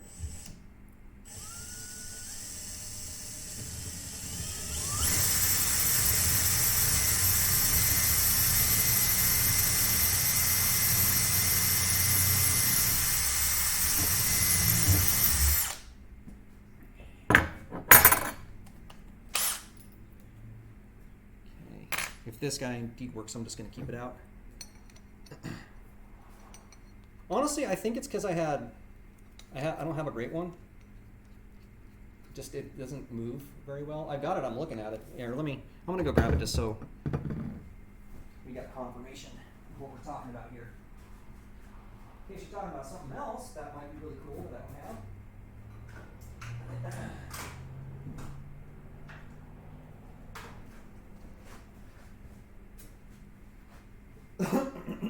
Excuse me. That. That.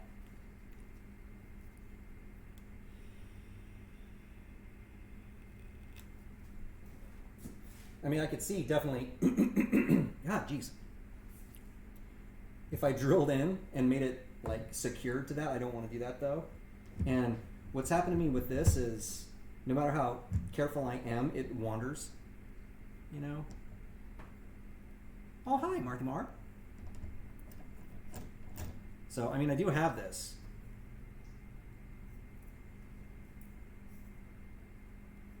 But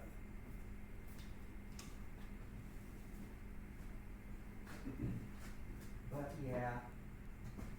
And the thing is, this might work fine. I just don't trust I actually trust myself just using that bevel gauge more than I trust myself relying on this right now. Which could be a bad mistake. It's just more, I probably need to use that thing more often than I can and get used to it and its weirdness and what have you.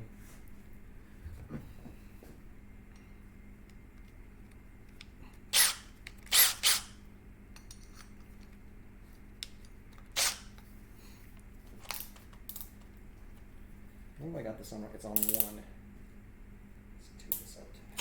About there. All right, let's see how this goes.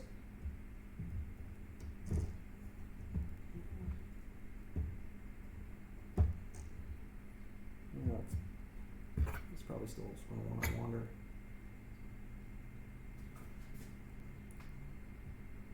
And the hard part is going slow with this isn't really a great option. So yeah, right now this is, I don't know, I may need to just start over.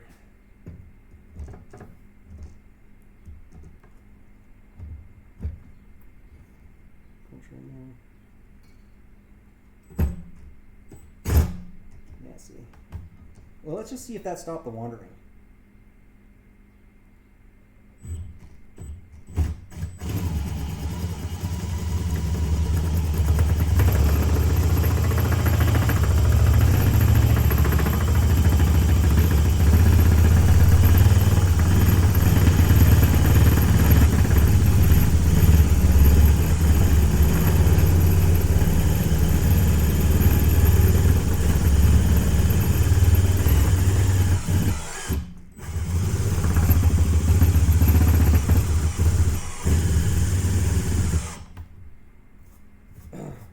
Sort of?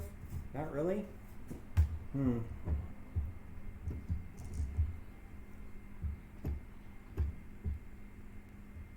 Maybe I didn't go deep enough before I started trying to angle. Yeah, I don't know. I don't know if this Forstner is going to do it. Just look at that. That is not bueno.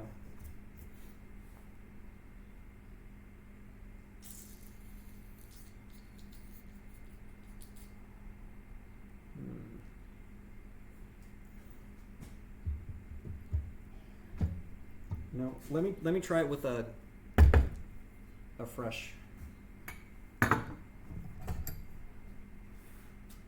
piece here. Let's do this.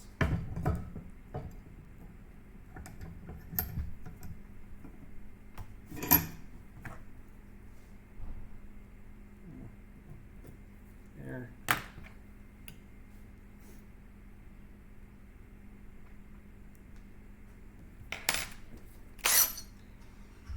If not, I'm going to have to go back to the drawing board about how to accomplish this angle.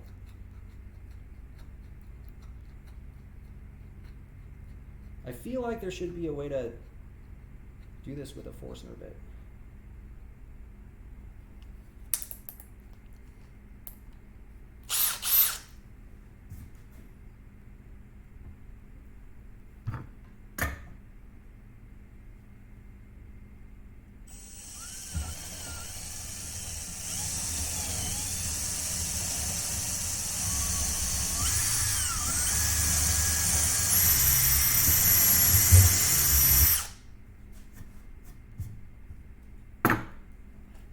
But I don't know. All right.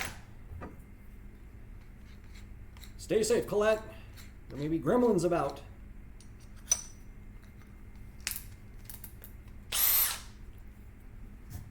Okay.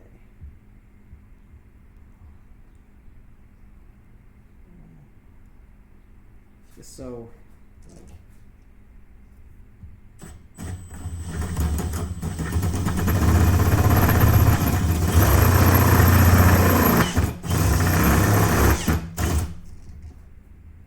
Holding this in a not great way.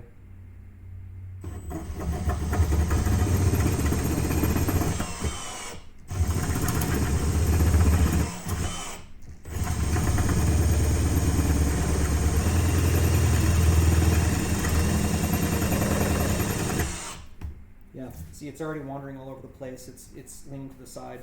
I don't think this Forstner bit is going to be able to do it with a hand drill.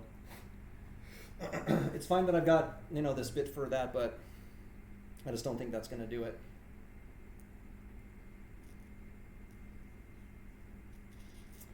Well, we can try the thing I didn't really want to use.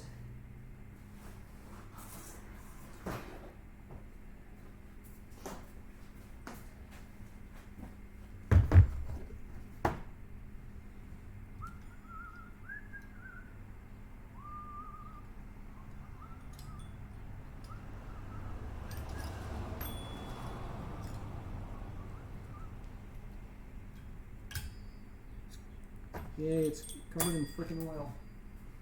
As it should be, but, you know. Okay. No, this is not gonna work either. Duh.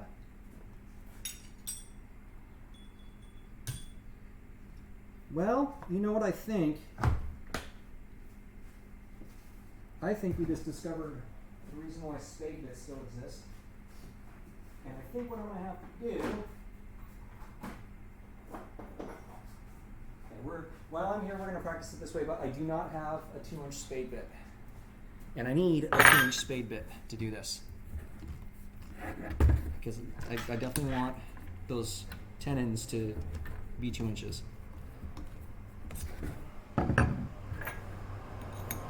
So that kind of sucks. I still can't drill a frickin' holes.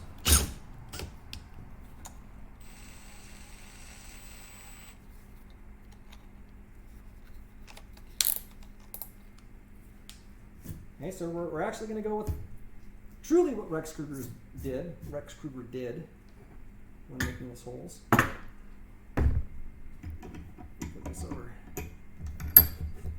Which is he used a spade bit. He also used a bit brace, which I do not have, and I am not willing to get.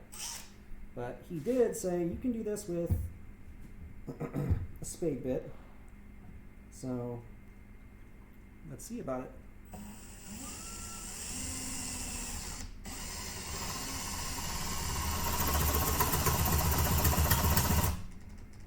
Okay.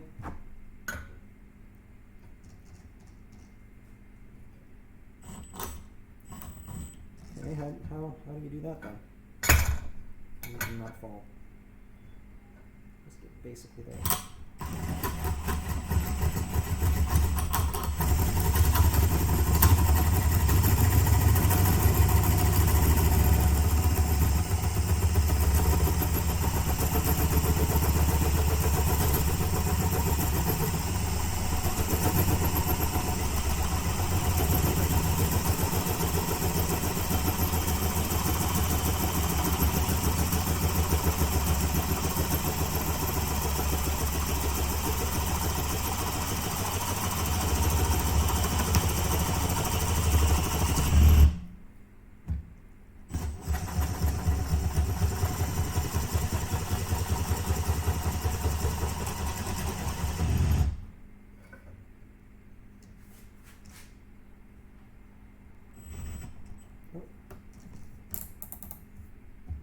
I unwound it.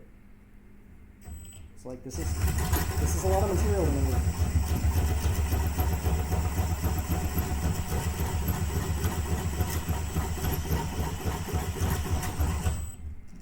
Take my hand off and see what happens.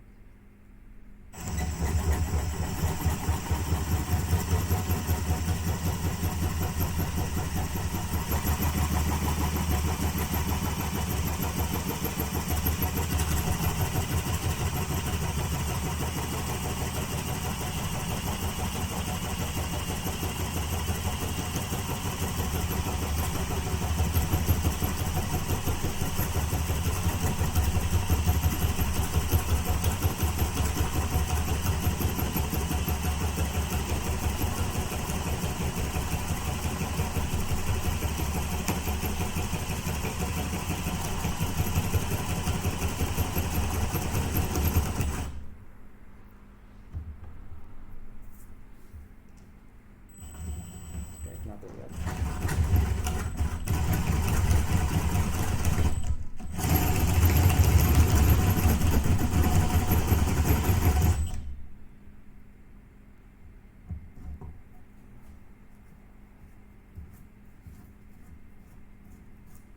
Now what I think I'm going to do, that worked pretty damn well by the way. What I think I'm going to do is I'm going to clamp down some sacrificial wood like this, because this worked. I mean, clearly there's the solution. I need to get a spade bit. Need to get spade bit. And I stopped it just before going through, which is there's the hole right here. That's where I was starting to go through. Instead of doing that, because normally what you do with these to make them halfway decent is the first edge, or excuse me, the first side that you bore into usually looks really nice on a bit like that. It's when you come out that everything blows out. So what I think I'm going to do, there's two ways as I'm aware to deal with that. The first one is to stop like I did here, reverse the thing, and then do the drilling from the opposite side, which is great. But this has got an angle, and I don't want to mess with that. So another option is to take another piece of wood that you can sacrifice, put it onto here, make sure that they're as close together as possible, and clamp down, and then you just keep going until you break through onto the other side, because the bottom then becomes supported and it won't blow out. But here you can see the result. No wandering. It remains to be seen how accurate I was. I wasn't really paying attention to this direction all that much. It was just the angle, but it seems all right. I mean, it's this is definitely skewed. I don't know if you guys can see. Right, it's going down that way, but it's also kind of, yeah, going that way. Right, so that would have been a problem. But in terms of the proof of concept, I have learned something today. You really can't do angles with a Forstner bit, at least not with a hand drill. Or I can't do angles with a Forstner bit. Because look at that nightmare. Prettier and cleaner, but holy crap, the wandering. Look at that. Stair steps all over the place. This, smooth. Nice and smooth. Well, shit.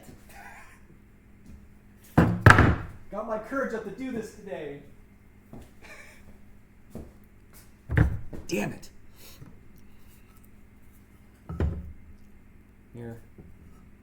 The result of today's stream. Oop. God, ugh. If I only had, I know for a fact I don't have a 2-inch spade bit. That is the biggest spade bit I've got, which is like 1 1/4 inch. It's funny because Rex hole sizes were 1 1/4 inch. Shit. Well, at least I got things marked out.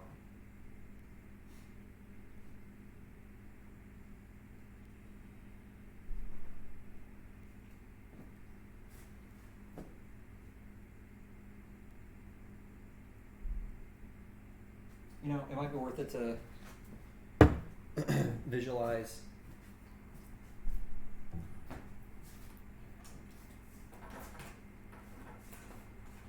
some of this stuff.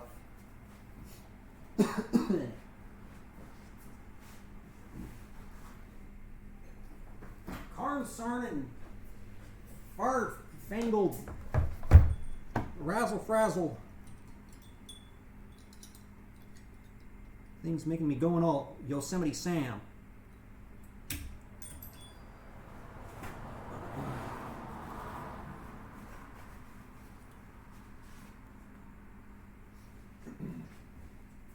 So,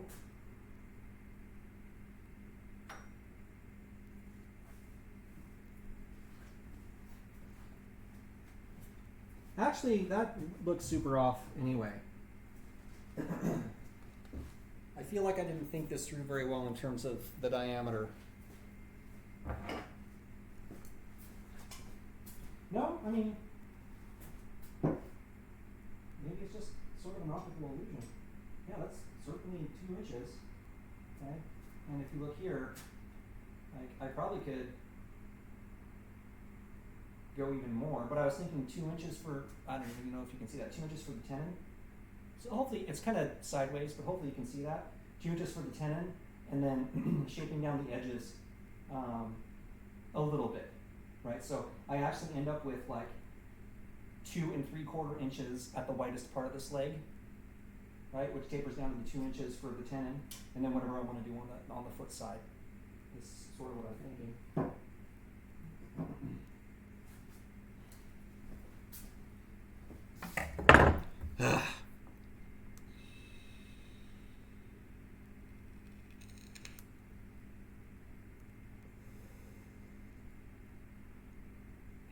Well, congratulations on the test, and I'm sorry it didn't turn out exactly the way you wanted it, but doesn't that mean that gives you more project? More project is good. Oh, man. Well, I am of mixed feelings right now because I was really looking forward to finally cutting these holes, and that's not going to happen today, but the good thing is I need to pretend to be a half-assed decent screamer. You know, quarter-assed decent screamer. And not give you a shit ton of backlight. God. It's about the best I can do. No, I can. I am sort of in a wrap-off mode here. There's nothing more that I really can do right now.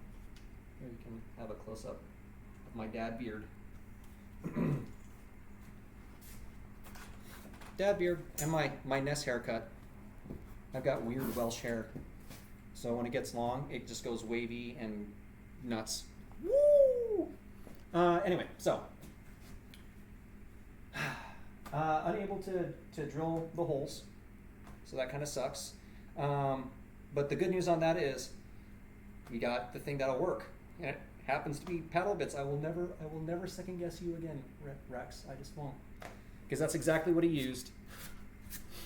You know, I guess I don't usually have much luck with paddle bits, and I get kind of freaked out by them.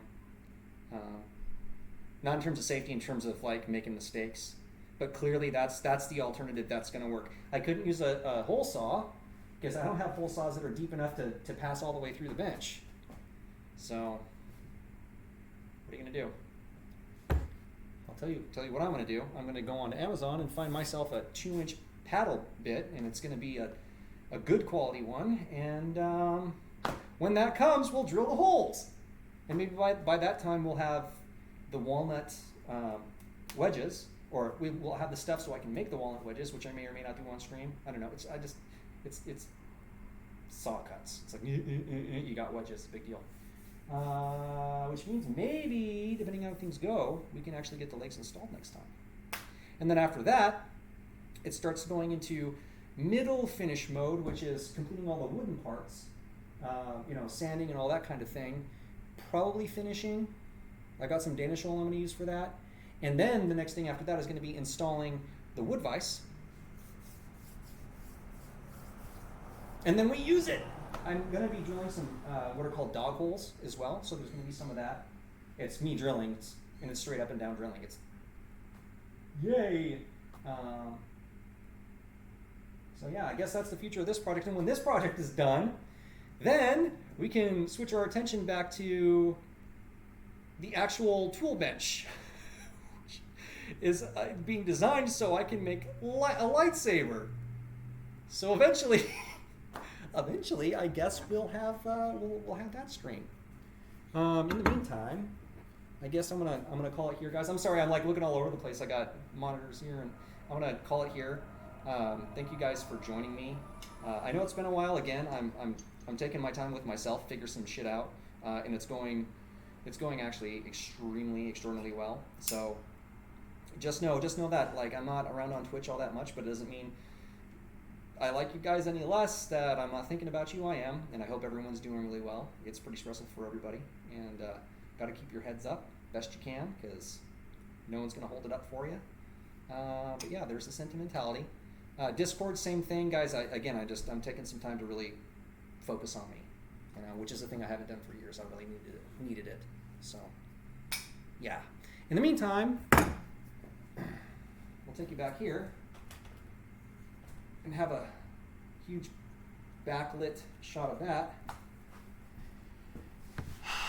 And hey, glad to be your coworker, Sunburnt. I have no idea where I can send you. Somewhere? Maybe? How do I?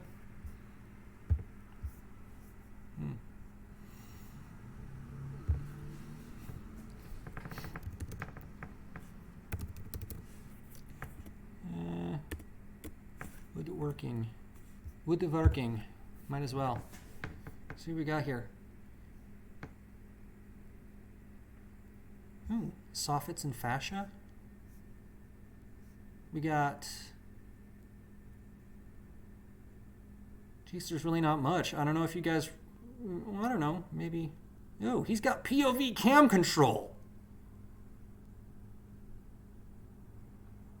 I'm straight up jealous of that. Hey, I'm gonna host us over or raid us over to Moose Does Stuff, who apparently is working on Garage. He's got text-to-speech going on. Let's see where he is in this really quick before I send us over there. This is for everyone who had a total. Of course, there's an ad, so let Twitch make its money really quick.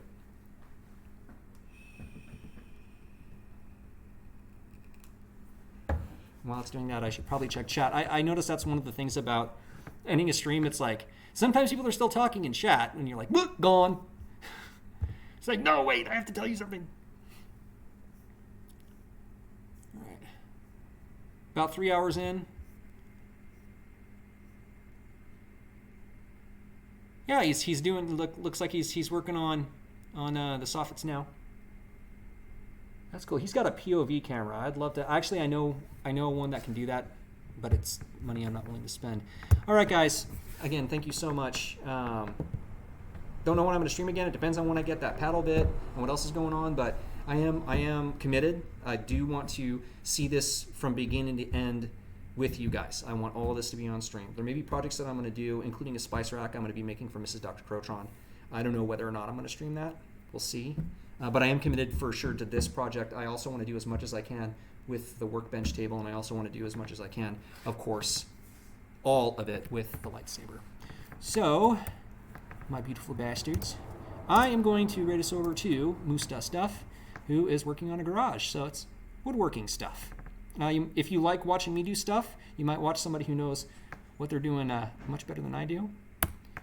And yeah, there it is. All right, fellers, have a really good day, all right? All right, I command it. Please have a good day. Please enjoy yourself.